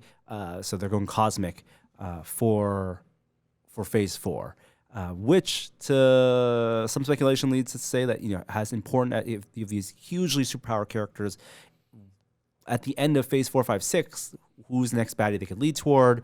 There's only one, There's I only think. one. There's only a Devourer. There's only one. The Devourer. Galactus. So Eternals comes out in the next year. Around then also will be the first Disney Plus Marvel MCU show, and that's Falcon and the Winter Soldier. So they had Anthony Mackie, Sebastian Stan come out. Anthony Mackie was holding the shield. Now, did you look at the shields? Was this the shield design that was at the end of Endgame? I couldn't tell. It looked, I mean, it had the clean look of it, Yeah. but we couldn't see, I couldn't see close enough to see if the points kind of lined up. Yeah, It looked close enough. Close enough. So they're going to have this movie, and they announced the villain for this, the return of Baron Zemo Who we've from met. Civil War. Well, who's that? He's the nerdy doctor guy. He's the guy who's in the computer. No. He was the psychiatrist that like kind of programmed Winter Soldier to like that break created out. the Civil War. That created the. He lost his wife in Sokovia, and that's why he was mad. So what's his superpower? He's just stupid crazy. He's sinister. He's like in He's the a plotter. the person we met didn't have any superpowers. Yeah. In the comics, he kind of has like super strength, and he's brilliant. But he can make super soldiers, maybe. Yeah. So we saw a shot on his Instagram of wearing a mask. Was he wearing the purple mask? Oh yeah. It's very kind of shrouded. But yes, I think we're gonna get a Baron Zemo. He could give himself powers, I imagine. Yeah, something. So he's gonna come up with some sort of power, I think. You guys aren't interested in that. Okay. Yes. All right. So that's Daniel Bruhl, who the villain in Inglourious Basterds. He plays the one that's not Christoph Waltz. He's the actor, if you don't recognize him. So that's Falcon and the Winter Soldier. And then now let's get to, and there's one more movie we'll get to the very end. And then they talk Two about more movies. Oh, there's one from 2020. So 2021, 7 things. Oh, okay. What was next on the list? Was it WandaVision? So they brought out Paul Bettany and Elizabeth Olsen, Scarlet Witch. This is definitely set after Endgame, but the Vision is dead, you might ask. How will this work? Well, if the logo is any indication, and what they said is it will be a weird show. It's going to be... I think there's going to be some time travel. There's maybe some time travel. Scarlet Witch will go full-on mystic and maybe a little bit destabilized after the death of the Vision. She might try to bring him back to life using her magic powers, and there may be consequences to those actions. But it'll be a weird show. Why is it called WandaVision? Because Wanda her name is and- Wanda Is that her? Maximoff. That's her name, Wanda Maximoff. Human name? Mm-hmm. She's in the movie too, right? Well, that's well done. So right after, and we're like, oh my god, this logo's amazing, and we're like following along with this. Then they talk about the next movie. Brought out Scott Derrickson, director of Doctor Strange, and then they brought out Benedict Cumberbatch to announce the sequel, Doctor Strange 2, which has the best name in any movie ever, not just MCU. It's Doctor Strange in the Multiverse of Madness. It's pretty good. That's such a good It's name. pinball-esque in its name. It's definitely the movie I think my family's most looking forward to because Well- my son loves the first Doctor Strange. They also said this will be Marvel's first horror movie. Scary movie. Scary movie. What does that mean though? Still PG-13. Yes. Yeah. Who But do you it'll think be the dark. villain's going to be? Oh, it's definitely gonna. They're gonna bring back. Dormammu? No. Chiwetel Ejiofor. Yeah. Baron, What's his why? name? why can't I Look it up. remember? But you're right. There's no footage from this though, right? No footage. Just the logos. And Elizabeth Olsen is also going to be in this movie, Scarlet Witch, a direct tie-in to the events of WandaVision. That's pretty cool because I like the magic superheroes. So that's 2 good ones. Do you have a sorcerer and a witch? Yeah, it's pretty good. And maybe in Scarlet Witch is messing with timelines, looking into alternate multiverses to find the Vision. Mordo. Yep. Maybe that messes up the order of things. You think Vision might be in the movie? No, Vision's not gonna be in the movie, but Okay. like the events of Her show. and his show. Yeah. So very exciting. Multiverse of Madness. It's in the Multiverse of Madness, not Doctor Strange and the Multiverse of Madness. I like that distinction. What do you think that means though about it being their first horror movie? I mean, are they actually Darker, scarier, creatures? You know, like remember how Shazam had like nightmarish creatures? Maybe it's a lot of crazy creatures. Yeah, Also, maybe just following that kind of like jump scare, things coming at you kind of. Yeah, that's what I'm wondering art. if it'll actually be a different kind of style. Yeah, how do you make these beings that have incredible magic powers feel vulnerable? Well, things that they can't see around the corner, you know, like things are twisting their mind. Who knows? After that, they announced What If, Animated series. Animated series, bringing back a lot of the cast from the MCU. These are their. It's going to be an anthology animated series As voice artists. exploring things like what if Peggy Carter was Captain America or had the super soldier serum. Didn't you say that the comics have done this? Yes, it is a famous series of what if. But they announced one bit of casting that was new, and that is the Watcher. Someone narrating all of this. In the comics, the what if issues are all they open with the Watcher talking about setting up the premise. This is kind of like Rod Serling in Twilight Zone. Okay. So, Didn't Stan Lee kind of do that in Spider-Man in the comics? a little bit, yeah. He kind of set it up, yeah. There was sometimes a little bit of text box voiceover, but this is gonna be Jeffrey Wright as a Watu. Who's that? He's Bernard. Bernard Oh, wow. from No kidding. Westworld. Wow. Yeah, so he has the voice for it. It's gonna be great. Don't know. They listed so many actors. There's gonna be a lot of stories. We just don't know what the stories are so far. I can't believe we're at the point where we can have a what if series. It's crazy. Next movie, Shang-Chi. Legend of the Ten Rings. Legend of the Ten Rings, bringing in the Mandarin again. So they brought the director. They brought the casting. What do you mean again? Well, In Iron Man 1, they alluded to the Mandarin because the Mandarin is a classic Iron Man villain. And they had one of the actors Ben Kingsley. twist that ring in Iron Man 1. Oh, right. And then they had Ben Kingsley play a false Mandarin as one of the villains in Iron Man 3. That was a big reveal, right? Like, Yes, everyone he thought he was wasn't- the thing. Exactly. So it's not. He was just using the name. And so the Mandarin actually is played by Tony Leung, a Chinese actor. And Awkwafina is going to be in this movie. And then they cast the lead, who is a Canadian actor, Simu Liu. And he is in the show Kim's Convenience on Netflix. which is a great show, actually. It's a really good show. Really good show. Watched a lot of it this weekend. Now, it worries me a little bit because watching the show, it's a comedy, it's a sitcom, totally different.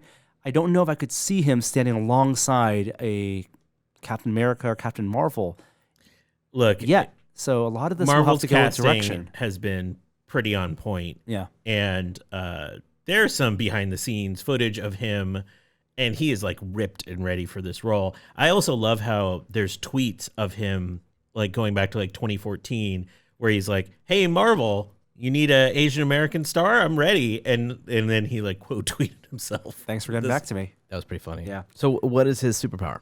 He is the master of martial arts. So he's immortal. He's like completely regular guy. He's just Bruce Lee. Like Bruce Lee times 10. Oh, wow. It's the next level. Okay. And they might go with the cosmic stuff. I mean, they're definitely going to go with some superpowery things because the 10 rings are there, right? So they want to set this up to being equal to the other heroes. Like, I don't know if it'll like tie into the Eternal somehow. I could see that, even though that's not in the comics, like, but it could make sense. He's kind of like a Hawkeye, though. Like he's just really good at something. yeah, but I think they want to definitely have the hero give them more than just the Hawkeye. Like, he needs to stand alongside the new Avengers, whatever the Avengers incarnation will be. I'm excited about this purely from the stylistic components of what this movie could look like. Yeah. It could look like just a total epic. Yeah. And this is like, you're not going to see Iron Fist in the MCU anytime soon, so this thank will kind goodness. of take its place for martial arts. Will I get to see a lot of uncut, long takes martial arts scenes? Hopefully. Yeah. That's what I That's what want. That's really what I hope. want. Yeah. Next up, Loki TV show. So Tom Hiddleston came out to great applause. The logo here, a little weird. 4 letters in different type. Now, my theory is that each of those letters ties to a different Marvel character. The first letter on the L kind of looks like the H in Incredible Hulk. That K kind of looks like the Avengers logo. A little bit looks like it's cropped out of. That's what it's evoking to me, but it's not a beautiful logo. No, it looks weird, and it looks weird, I think, on purpose. I'm wondering if we're getting what's the witch, the sorceress that's oftentimes in Enchantress? Enchantress. Yeah. I wonder if we're getting some Enchantress in here. So Loki has the Tesseract. And that timeline's Loki. It's not the timeline Exactly. of Loki that so he can do what he wants. He can go where he wants. Yeah, this is a Loki that has not experienced the events of Thor 2 Okay. or Thor Ragnarok. Yep. That's a weird take on Loki. Or Iron Man dying. Any of that. Yeah. Well, he wasn't there. He died before Iron Man died. Oh, yeah? Where he was choked to death by Thanos in Infinity War in Oh, the yeah, opening scene. So he hasn't reconnected with Thor. I wonder if this is less about characters and more about like the time periods he travels to. Yeah, Loki's past, maybe. Very interested. Next up, the big movie reveal. And this was, I think it was, we talked about it last week because it was probably unintentionally leaked by Hollywood Reporter. Or Marvel did not anticipate it leaking. But Thor 4, Taika Waititi, you got Thor, you got Valkyrie, and you got Thor. I almost fell down when this happened. Thor, Love and Thunder, best logo. Best logo. Best logo, not the best name. We're but getting best like logo, best logo. metal. This is like Metal She-Ra, music. 80s TV logo, Master Universe style, which is perfect for Thor. I want this T-shirt. Love and Thunder, Valkyrie as the ruler of Asgard, looking for her queen. King of Asgard. King of Asgard, looking for a queen, and you got the Thor, Goddess of Thunder storyline coming in with no one saw this coming. Jane Foster coming back to wield Mjolnir. That was Incredible. fucking awesome. Yeah. That So- was so good. End of 2021. The question is, what does that mean for what we saw Thor at the end of Endgame? Because Thor at the end of Endgame had teamed up with the Guardians of the Galaxy, and everyone was like very jazzed for a potential as Guardians of the Galaxy. Doesn't sound like that's going to happen with the game Guardians of the Galaxy 3. Maybe this is something they'll allude to at the beginning of Thor: Love and Thunder. He'll depart from the Guardians. They'll have had their own adventures. So it's going to be its own thing. I'm into it. Did this happen in the comics? Yes, there's a Jane Foster. Thor. Yeah. Yes. She becomes Thor because she's dying in her human form, and as a Thor, she gets to live and also be a hero. I also think it makes sense to have a love story for his redemption from where he is at the end of Endgame. He needs to love himself. Yeah, that's right. As we all do. So they had one more thing. They had one more things. They saved the last movie announcement for the end, which is the next movie, the MCU. Oh, we coming skipped out. one. We skipped Hawkeye. Oh yeah, sorry, TV Hawkeye. show. Yeah. It's- Jeremy Renner on stage, Hawkeye, the same logo as the comic. Really cool. And him teaching the new Hawkeye, Kate Bishop. No casting for Kate Bishop, but fine. It'll It's be far enough in the passing of future. the torch. Kate Bishop, the Kate Bishop Hawkeye comic book is really, really good. Yeah. This is should a read. TV show. Yeah. This Disney Plus is just going to rake it in. Right. I was like saying, if they offered a VIP pass for, let's say, $250 right now to say, here's a Phase 4 pass, folks. It gets you all the shows in Phase 4 that we just talked about, all the movies and your reserve seat for the movie you can do right now for $250. That's underpricing what they could get away with. But you would be paying less than that just by buying tickets to the movies. Like average ticket price, $10, $12. You're talking about 5 movies, and then $70 a year for Disney Plus. They'd be making more money with something like a $250 to $300 ticket. People would eat it up right away, and they get that money today. Like They just don't even need to do it. they're undervaluing. That's the value of the universe they've built. So next May coming out, already in production right now, Black Widow. They had Scarlett Johansson, the last of the original Avengers, come What a out, cast in this too. and it's David Harbour playing a Russian. Could be a Russian version of a Captain America, potentially. He's probably Super Soldier of some But it sort. doesn't seem like it's going to be the origin story that we kind It's of not. thought it So would. they already Thank set up goodness. that this will be set between the event. It's a prequel, but set between Civil War and Infinity War, as we speculated. So still modern day, but what Black Widow did after all the Ledger was released at the end of Civil War. So Florence Pugh plays an agent in She here. plays Yelena Belova. Yep.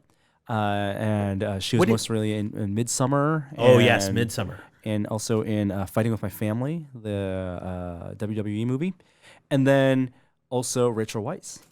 As Iron Maiden, we think. Yeah, don't know what the connections will be. Yeah, so very exciting. They've been filming that now, and that will be the next MCU movie, spy thriller. and that's early next year. I think May. it's gonna be a Bond movie. That's what I think it's gonna feel Yeah. like a lot of spy Cool. nonsense. Covert ops. I mean, bringing back that tone that we saw in Winter Soldier. I mean, that was still the best MCU movie in a lot of people's minds. Yeah, I thought Goddess of Thunder was like the punch I wasn't expecting. Nope. There's one more thing. Kevin Feige at the end of this came up, and there's a video clip of this right now. You were on the plane at this point. I was in the plane. I did not see this in real time. I had to watch the video afterward. And as soon as the plane landed, queued it up and saw him do his bring all the actors back on stage. Wait, this whole thing is online now? Oh, yeah. The whole thing is online. Oh, wow. I Yeah. got to watch this. Okay. And it's like he's Steve Jobs. It's up there. masterful. He is Steve Jobs up there. He like pulled out a reality stone, pulled out a mind stone, and just capture the audience's attention and the world's attention as all these reveals were dropped one at a time. You had the biggest movie stars in the world come out, some of them putting on the Black Widow hat. They gave 7,000 hats away with the Black Widow logo, and they said, this is Phase 4. Some of the stuff was rumored. They didn't have time to talk about Fantastic Four, which is a confirmation. What a drop. That Fantastic Four is in development. This is part of the acquisition, Disney and Fox. They didn't even have time to talk about mutants. He didn't explicitly say X-Men, but mutants. Part of the maybe Phase 5. It would make sense with Fantastic Four and mutants in Phase 5. They didn't talk about Black Panther 2. Didn't talk about Guardians of the Galaxy 3. They didn't talk about Captain Marvel 2, which are all in development right now. I'm shocked. Its next Spider-Man film is in development, right? But they will talk about one thing, and it is confirmed it's Phase 5, not Phase 4. They have now cast Mahershala Ali as Blade. And he came out, put on the cap, and Blade the Vampire will be coming back to the MCU. I was just stunned. I was like, I mean, first of all, it's a very deep cut to go to Blade. Why is it a deep cut? Because it was already a trilogy. That's clearly a popular It was character. just one of those things. No one was talking about Blade coming back. Well, no one makes that connection with Blade being a Marvel character, even though he is. Well, I certainly didn't, but I figured you guys did. It was so far off my radar. And what does that mean? Because it's a world of vampires. Does that mean that you have to introduce this kind of hidden world of vampires in the MCU? They keep revealing things, man. I don't think Right, that's a problem. you have these Eternals that have been living among us. You have maybe Skrull that have been living among us. Now, You got I haven't vampires. I haven't seen the Wesley Snipes trilogy, but I understand it's pretty well regarded. The first two movies are Yeah. well regarded. Third movie is really bad. There's this really famous scene where he was having such a fight with the director that he wouldn't open his eyes for a take, so they CG'd his eyes on. In 3? Yeah. Crazy. That's David Goyer did the third one. Guillermo del Toro directed the second one. So a lot of great creature, vampire stuff, and I really hope they bring him back. Yeah, and I think you should take that well-regarded down a notch, probably. Oh, I Like- think it's beloved. I think people like it, but I don't know. Like, it's not like what we're talking about with some of the recent MCU movies. Still very rewatchable. So that was the big Hall H panel for Marvel. Let's really quickly go through the rest of the pop culture stuff because we are running really long into this section. Game of Thrones, what a weird, that was, people were just angry. Yeah. And then the showrunners didn't showrunners attend. didn't show up. Yep. And there was no apology. I think the cast members that were there to talk about how much they love being the series. They speculated, like, what would their characters be doing now? I think the fans got to turn it down a notch. I saw like people in cosplay that were like, shame, and just starting the writer. Like, Yeah. the show's over. Let it go. Let it go. New trailer for the Mr. Rogers biopic. That looks so good. Beautiful Day Neighborhood. I recommend people reading the Esquire article that the journalist wrote. That is the basis of this movie. It is so, I teared up reading it. It's perfect. It's a little bit weird for me because it took me like halfway through the trailer before I could stop seeing Tom Hanks. It's hard, yeah, and I don't know if It's always going to be hard. I don't know if you'll get over that. But he captured. If you saw the, he does a good job. His mannerisms are right. Yeah, mannerisms are great. If you saw the documentary, it's all there. Yeah, and his voice. He even alters his voice where he can. I think he did a good job. It's on the smile. And who else would you cast? No, it's no one you cast. Yeah. You cast America's Dad, Tom Hanks. Toys That Made Us season 3 has released the first trailer. Oh, I didn't realize there was a first trailer. So it's going to be ponies. I think we revealed this. Power Rangers, and Ninja Turtles. Oh, the trailer was taken down. Sorry, Alan and I put it up, and they need to get the rights. It's just sorted 3 properties? Ninja Turtles, Power Rangers, My Little Pony, and WWE wrestling. Oh, weird. Okay. Big part of a lot of people's childhood. And then just as we were starting to record the podcast, we heard news that the actor Rutger Hauer had passed away. And he, of course, played Roy Batty in Blade Runner. He was in Batman Begins. He played an antagonist there. He played a lot of great villains. Buffy Vampire Slayer, the original 92 film, and it's an amazing actor. And we're very sad to hear about it. The Roy Batty role. I mean, we're showing Blade Runner next month as part of my movie series. It's going to be bittersweet. All right, Jeremy. One question. Do you think there's any chance Chris Evans will play his character in Fantastic Four? No. Johnny Storm. No. That would be crazy. Dude, I'm saying he could because now Captain America's old, out of commission. So they could bring him back as a young version, and they do weird stuff. Like they had the guy be the newscaster on the Fox network for in the new Spider-Man. J. Jonah Jameson. They brought in that guy who was from the old Spider-Man movies. They do stuff. Also, like Blade also was the villain in Luke Cage season 1, first half of the season 1. Mahershala Ali. So. I could go for 2 hours about Fantastic Four. I love the Fantastic Four. I've been disappointed many times with their film portrayals, even in the Roger Corman one, which has its charm. I think if you want to say a stretch and they want to go real tongue in cheek, yes, but not as the main role. Not as the character you played in the previous one. Or not as the main character. And I think the way to do it, because there have been so many iterations of the Fantastic Four on screen, is to acknowledge that by really going into the multiverse. In the Fantastic Four comic book series, there's a great story arc where Reed Richards, who's the patriarch, the leader of the Fantastic Four, he's the smartest person in the world. He is like the villain of the series. He's too smart for his own good, tries to solve problems. His guilt that he holds in turning his family into the superhero team is his burden. Like his best friend, Ben Grimm, into the Thing, making themselves a superhero team is the way he copes with the fact that he has ruined his family's life by giving them these powers and making them these celebrities and giving them this burden. And so in the comic book series, he's created a multidimensional device where he meets with other Reed Richards from other universes. And they form this Council of Reeds. That's pretty egotistical. Absolutely. And it's been parodied in Rick and Morty, the Council of Ricks. But that idea came from Fantastic Four. And they plot to try to solve the multiverse's problems. And when it's one singular mind in different versions plotting, things don't go right. But this is where I feel like if we're going to bring any of the actors back or acknowledge that casting, you would have to go into the multiverse. Spider-Man style. Exactly. Okay. And where you would have a seed where he would be in the Council of Reeds and you would see the what's his name? The past two actors who would play Miles Teller and the British actor Owen something. Him. Yes. All right, that's a possibility. I like your thoughts.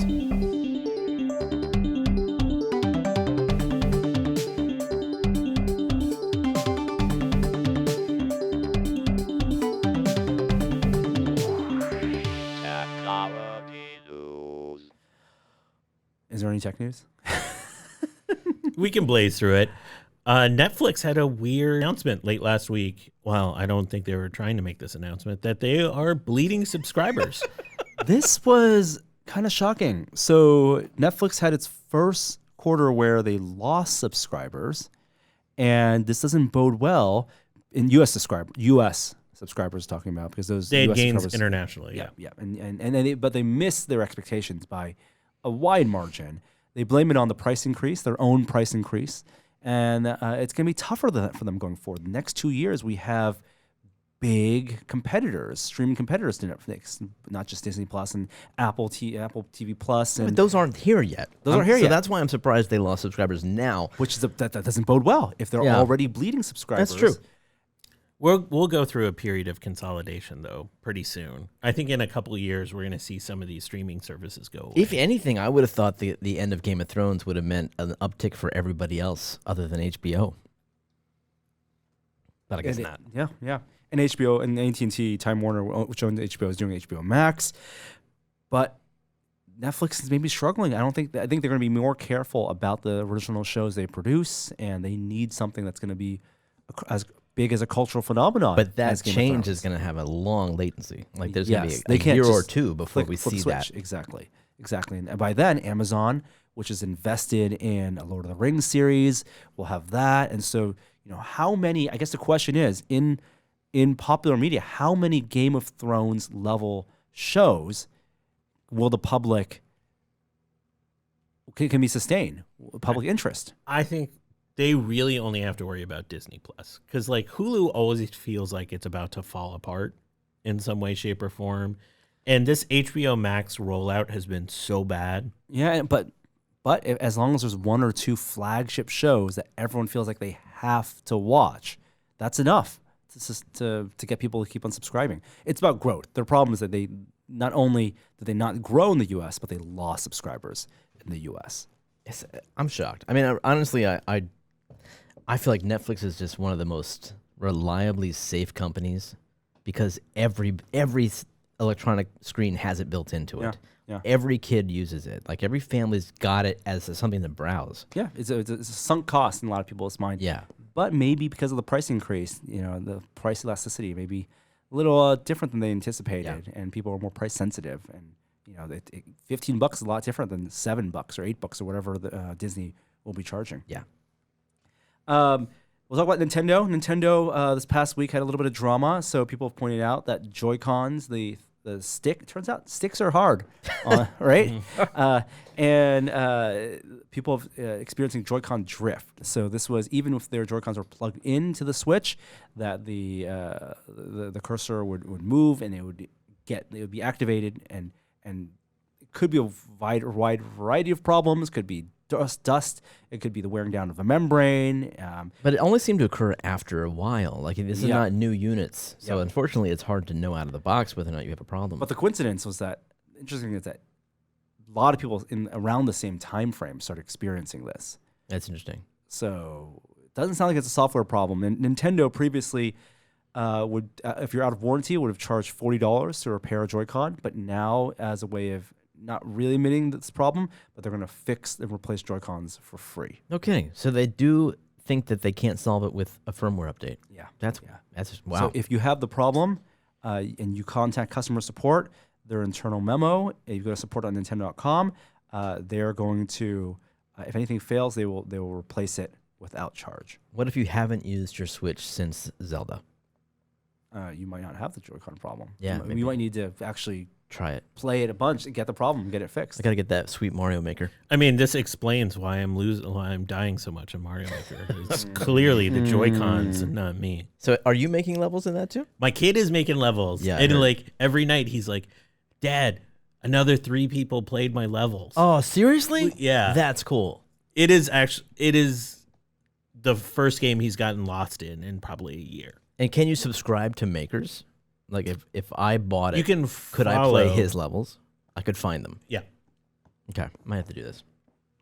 Some Apple stuff. So new version of iOS 12.4. There's a new setup option. What's the deal with this? Someone put this on. This is definitely a Jeremy Jeremy. story. Where's the link? Nintendo transfer. Oh yeah. So yeah, if you subscribe to the iOS ecosystem and you have an iPhone, the latest update that came out this week adds a feature where you can like move all of your data to a different phone without any assistance from the iCloud, without anything. It's a peer-to-peer, phone-to-phone transfer of your entire existence. Phone to phone. Yeah. Okay, so it's not a local download on your computer, and then No computer. It works either, you have to be like either on the same Wi-Fi network, but then it establishes a peer-to-peer connection, and it can transfer from one phone to the other. Or you can use one of the adapters for the lightning jack and do a wired connection. that's good for people buying new phones. Yeah, especially without any kind of internet access or computer. Yeah. Well, this ties into the rumors that have been spiraling and circling about the new iPhones later this year. Of course, we anticipate a new iPhone 11, series iPhone 11 phones. The rumors are there'll be 3 models, much like there was last year with the large one, the XS, and the XR, and the standard, XS and the XS Max. And it sounds like they'll be keeping the same screens, keeping the same form factor. Well, the big difference will be the removing of 3D Touch, replacing it with a new Taptic engine, and then most interestingly, in addition to the A13 processor, a new camera system in the back. Now, we're all curious about what adding a third camera on the back might do for a phone. And the idea here might be some type of extra wide angle camera that when you take a picture, the picture itself won't be in wide field of view. But if you need to adjust the picture. So one of the things that you might do is if you take a picture and you want to like crop it and rotate it, right? And the problems are sometimes if you crop and rotate, you don't have enough information data in the corners, so your crop shrinks the entire image. It has to zoom in. It has to zoom in because of the rectangle, the corners butt up against the edges. But if you have extra data that may not be presented in and maybe hidden, but it's extra wide angle data, this will then allow you to fill in that crop as you rotate your picture, as you recrop it. But the theory is that wide angle image will be only in the background and will be deleted over time. Right. So you never actually are presented with that wide angle. I don't know, man. This does not sound like a killer feature to me. I don't think this is a phone selling feature if this is the real thing. I feel like this might be the first time I'm going to skip, not only I skipped last year, but I'm going to skip this year as well. Wait for the S. Yeah, the 10 was so good. That one's supposed to have the 4G or 5G. Right, but the 10 from 2 years ago was so good that it might last 3 years. Yeah, maybe. Yeah. I don't think I am because the 10 does not support the latest AR kit. Oh. And you can't do any of that cool motion tracking or person isolating or foreground obscuring. You can't do any of that with the 10. You need the last year's phone or this year's. And then also the A13 chip. That's all. Yeah, exactly. That's why. Yeah. Last bit of tech, Google Gallery Go. This is a new small photo gallery, 10 megabytes. This again is in the trend of small apps. And it's a way to do it offline. Yeah. And I'll try this out. The sorting feature is different. So if you use Google Photos, you can sort by face or by time. This allows you to sort also by like a photo type. Like you can sort all of your selfies. I'll try it out this week. Let you know what I think. And last bit is that the FTC just announced a $5 billion fine against Facebook. This has been rumored for a long time, but it was formally announced this morning. And a lot of the commentary around that is that while that sounds like a lot of money, it is kind of a drop in the bucket for Facebook. And whether this will actually result in any policy changes internally, don't know. It's not a 50. It's an order of magnitude smaller is what a lot of people are saying. All right, that does it for technology news. Let's move on to... Oh, yeah. I don't know how to unmute this thing. I've got it hooked up as USB input. I can't play the theme. You can't? I can't. I don't know how to do it. It's all muted and stuff. Oh, no. So, pinball news. I'm a pinball nerd. Pin. Okay. So we'll figure that out. There is a hot rumor, which is hardly a rumor anymore. It's been pretty substantiated by leaked photos of the next Stern pinball machine. What then? When they just announced one? No. Maybe you're thinking of Willy Wonka and the Chocolate Factory. That was Jersey Jack. Got it. So the last Stern pinball machine would have been the Black Knight, Sword of Rage, which came out a couple months ago, and now their new game, which they haven't formally announced yet, so we don't know all the specs, is Jurassic Park. JP. It's based on the original film. Now, the rumor was it was going to be Jurassic World. So this is good news. It's the first movie. Maybe it's the first two. I have no idea. Or maybe there was a third one, right? I don't think I saw that. In any case, probably designed by Keith Elwin, who did Iron Maiden, who's the world's best pinball player of all time, turned pinball designer. And if it is him, which all signs point to it is, this is going to be a game to watch. Jurassic Park. It definitely has the Williams theme music in it. You see on the playfield in the main area, there's a representation of the island Nubar. Yeah. And in the back, you have, in terms of toys, you got T-Rex, you got the Jeep. Yeah. People think it looks like there's a ball in the T-Rex's mouth.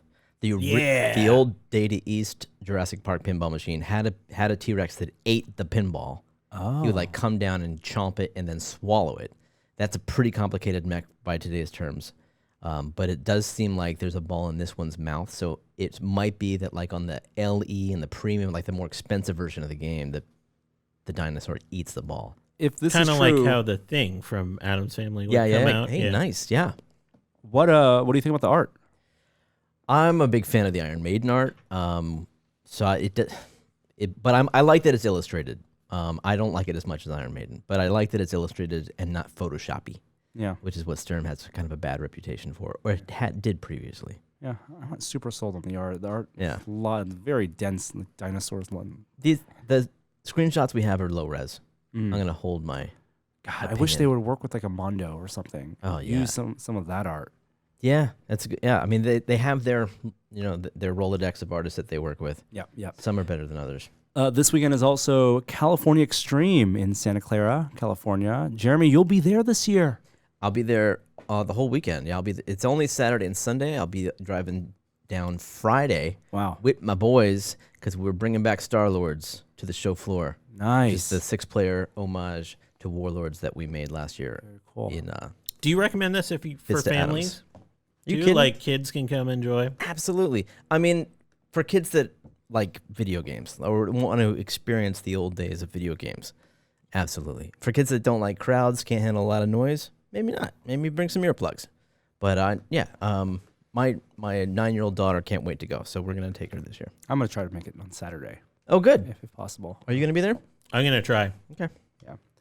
That does it for the pinball news. Mm-hmm. Let's get to our last section. 2 more sections, right? No. We're skipping moment. Okay. The VR Minute.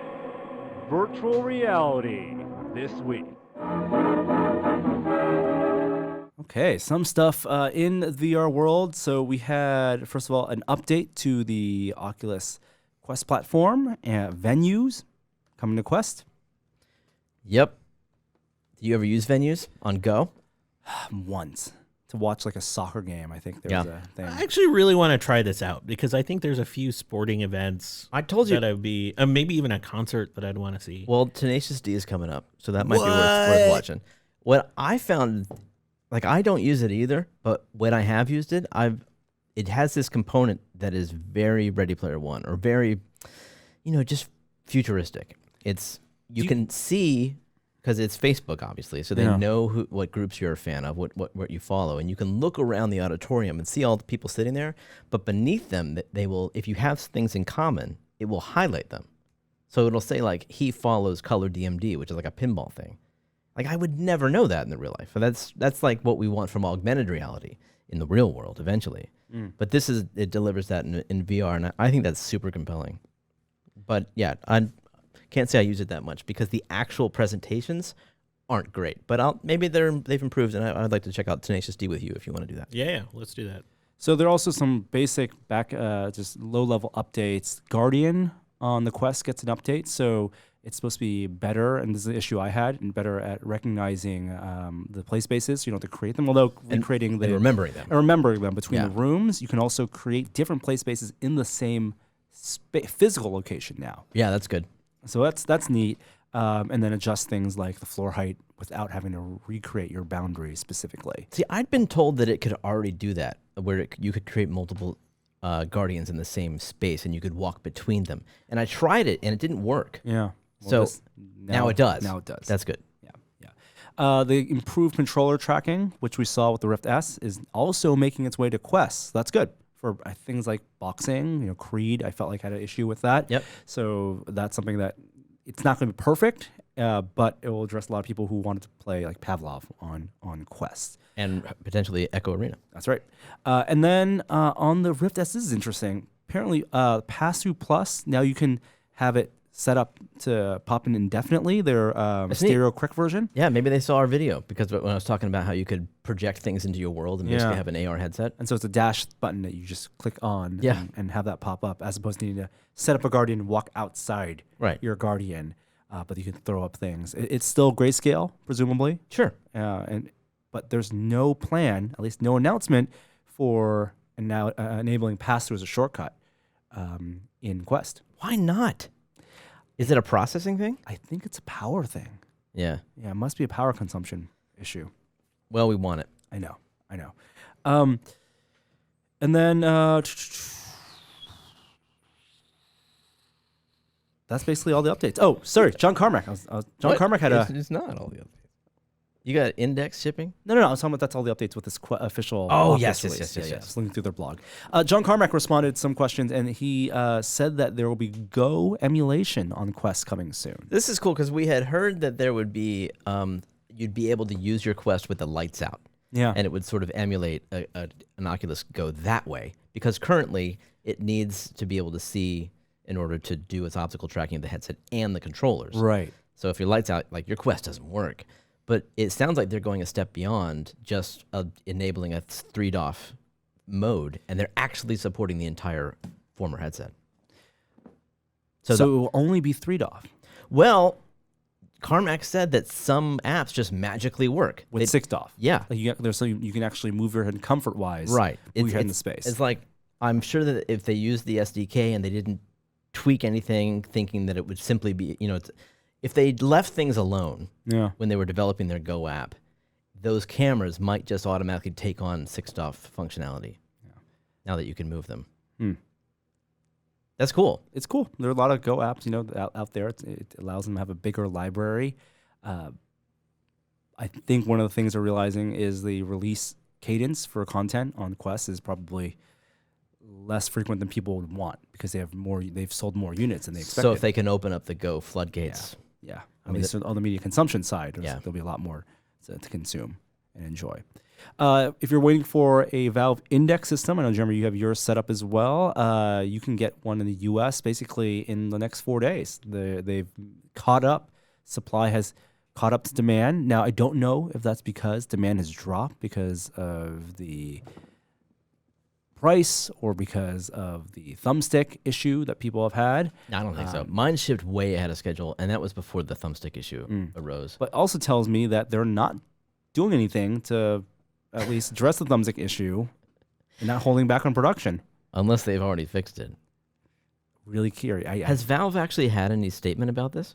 I think in customer support emails, they've said that it is behaving as designed. As intended. Yeah. And the fear is, of course, that both of my sticks have the issue where you cannot depress them. If I'm going sideways. If I'm going forward, I can. Right. Yeah. Right. It does. It's one of those things. Once you notice it. Yeah, it's only after you notice. After you notice it, even if it's not something you use regularly, it's like, it bugs me a little bit. Tetris Effect, we talked about last week, is out. It's on the Epic Games Store. Now, it has not been very well received by the VR community. Apparently, it's a little bit buggy. And so I'd say hold off on it until either it comes out on Steam or until it's been patched. But removing, like, the controller support is kind of funky. People want, like, native gamepad support, and I don't think that's in there. Oh, weird. So it's a really good game. We played it on PlayStation, and it's a solid game. Like, it would be great even on Oculus Go. I know.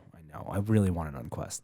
I hope, but although Will made a good point, no D-pad on those controllers, and so you got to play, Well, no, I want gamepad support. Yeah, but I want track gamepad support. You don't have track gamepad. Why do you want tracked gamepad support? It's comfort. You want to see the gamepad? Yeah. Do you see it in Tetris Effect? I don't. Actually, I don't remember. But it's one of the best parts about PSVR. Yeah, absolutely. Yeah. I know what you mean. You can look down and see, but you don't need that. Yeah. Star Wars Vader Immortal Episode 2. So they've said that the second episode will focus on force powers. Yep. Which is cool. Lightsabers were the first episode. There's an image of Vader doing force stuff with his hands. And I think that the idea is you are his... Is it a Padawan? I don't know. He teaches you the ways of the Force. The worry is that we don't know when it's coming out. And I thought the release cadence would be a lot more frequent. I thought it'd be way before the end of this year. Yeah, it'd make a lot more sense. Get people excited about Star Wars. Yeah, unless they're Rise of Skywalker. Yeah, are they trying to just time it closer when media coverage of Rise of Skywalker is just out there? I would be shocked if we can get to at least preview it at Oculus Connect at the end of September. Yeah, maybe that's it. Just like a preview. Yeah. And I wonder if they're going to keep the same pricing as well, because the pricing was so good, $10 in the first one. Yeah. But if it's next year, it's a little disappointing. Again, 40-minute thing. I mean, it was pretty short. Yeah, but there's a lot of replayability. I mean, people have gotten really good at the That's true. lightsabers. Yeah. So this one, you imagine is kind of force replay mode where you get into a force arcade like you did with. Why not stack? Why not have? Oh two no, hands, absolutely. Yeah. right? It's the same- Lightsaber and force. Yeah, exactly. Yeah. You can give free throat hugs to people, as one cosplayer advertised them. Nice.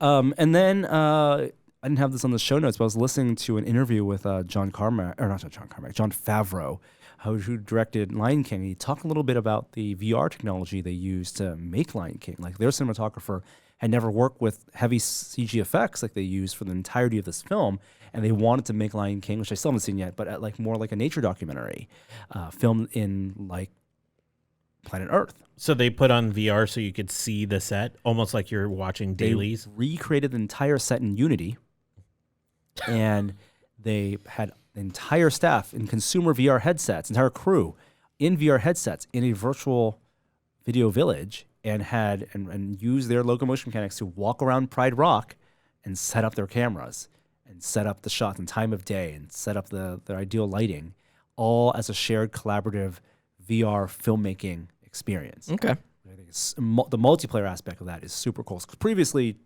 studios and production companies and directors have had opportunities to use VR to frame like locations, but the multiplayer aspect, the fact that they got to make the film twice, once in VR and then once, using the post with the real post technologies, is really, really cool. And they also talked about not really VR-like, but Jon Favreau also is producing The Mandalorian. Yeah. And they're using Unreal Engine technology to render the backgrounds as a replacement for a green screen using video walls. And so they would have locations, and they would have, instead of a green screen backdrop, a giant video wall that would be 360, including That they actually use in production? that they use in production.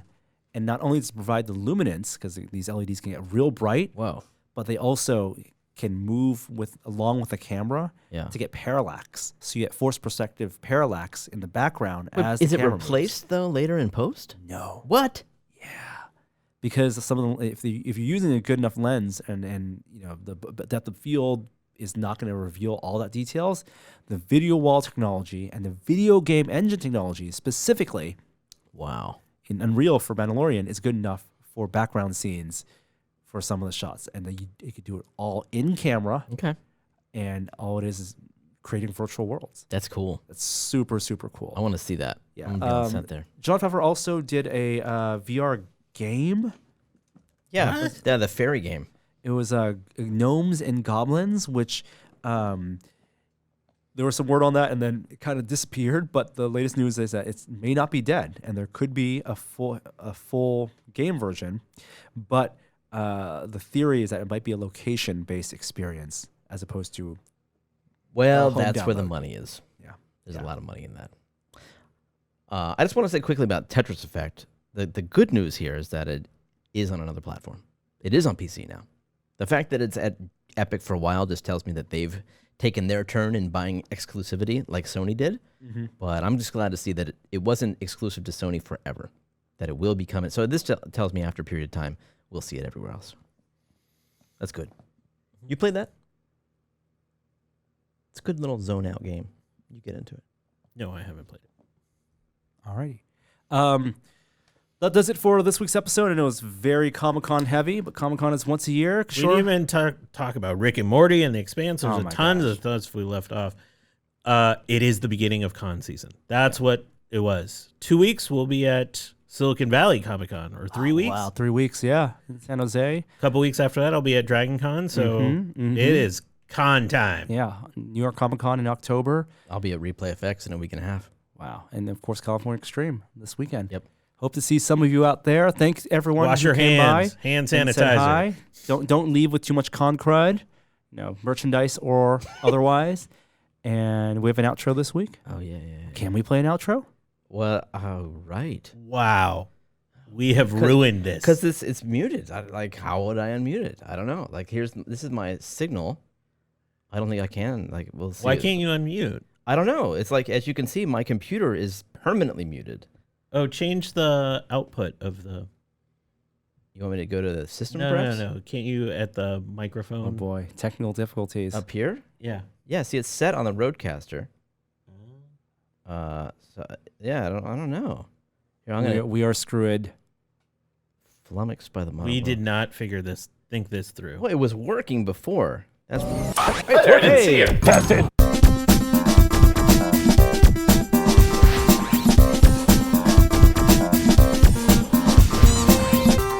Have you ever seen Andy Rooney before? Andy Rooney. Yeah, from 60 Minutes. Uh-huh. He used to do a bit like this. He did that thing. Yeah, he used to complain about stuff Really? that he didn't understand. He was flummoxed by the modern world.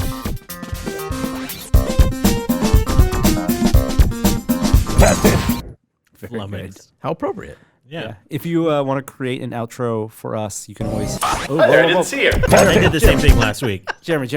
Same thing. People out there, if you want to create, thank you out there for those of you who've contributed outros, but you can always search on Google Tested Podcast Outro, and there's a SoundCloud. You can download the template, and then you can just post in our forums or send us a DM or email me, and we'll play it in a future episode. But that's it. Let's get some lunch. See ya.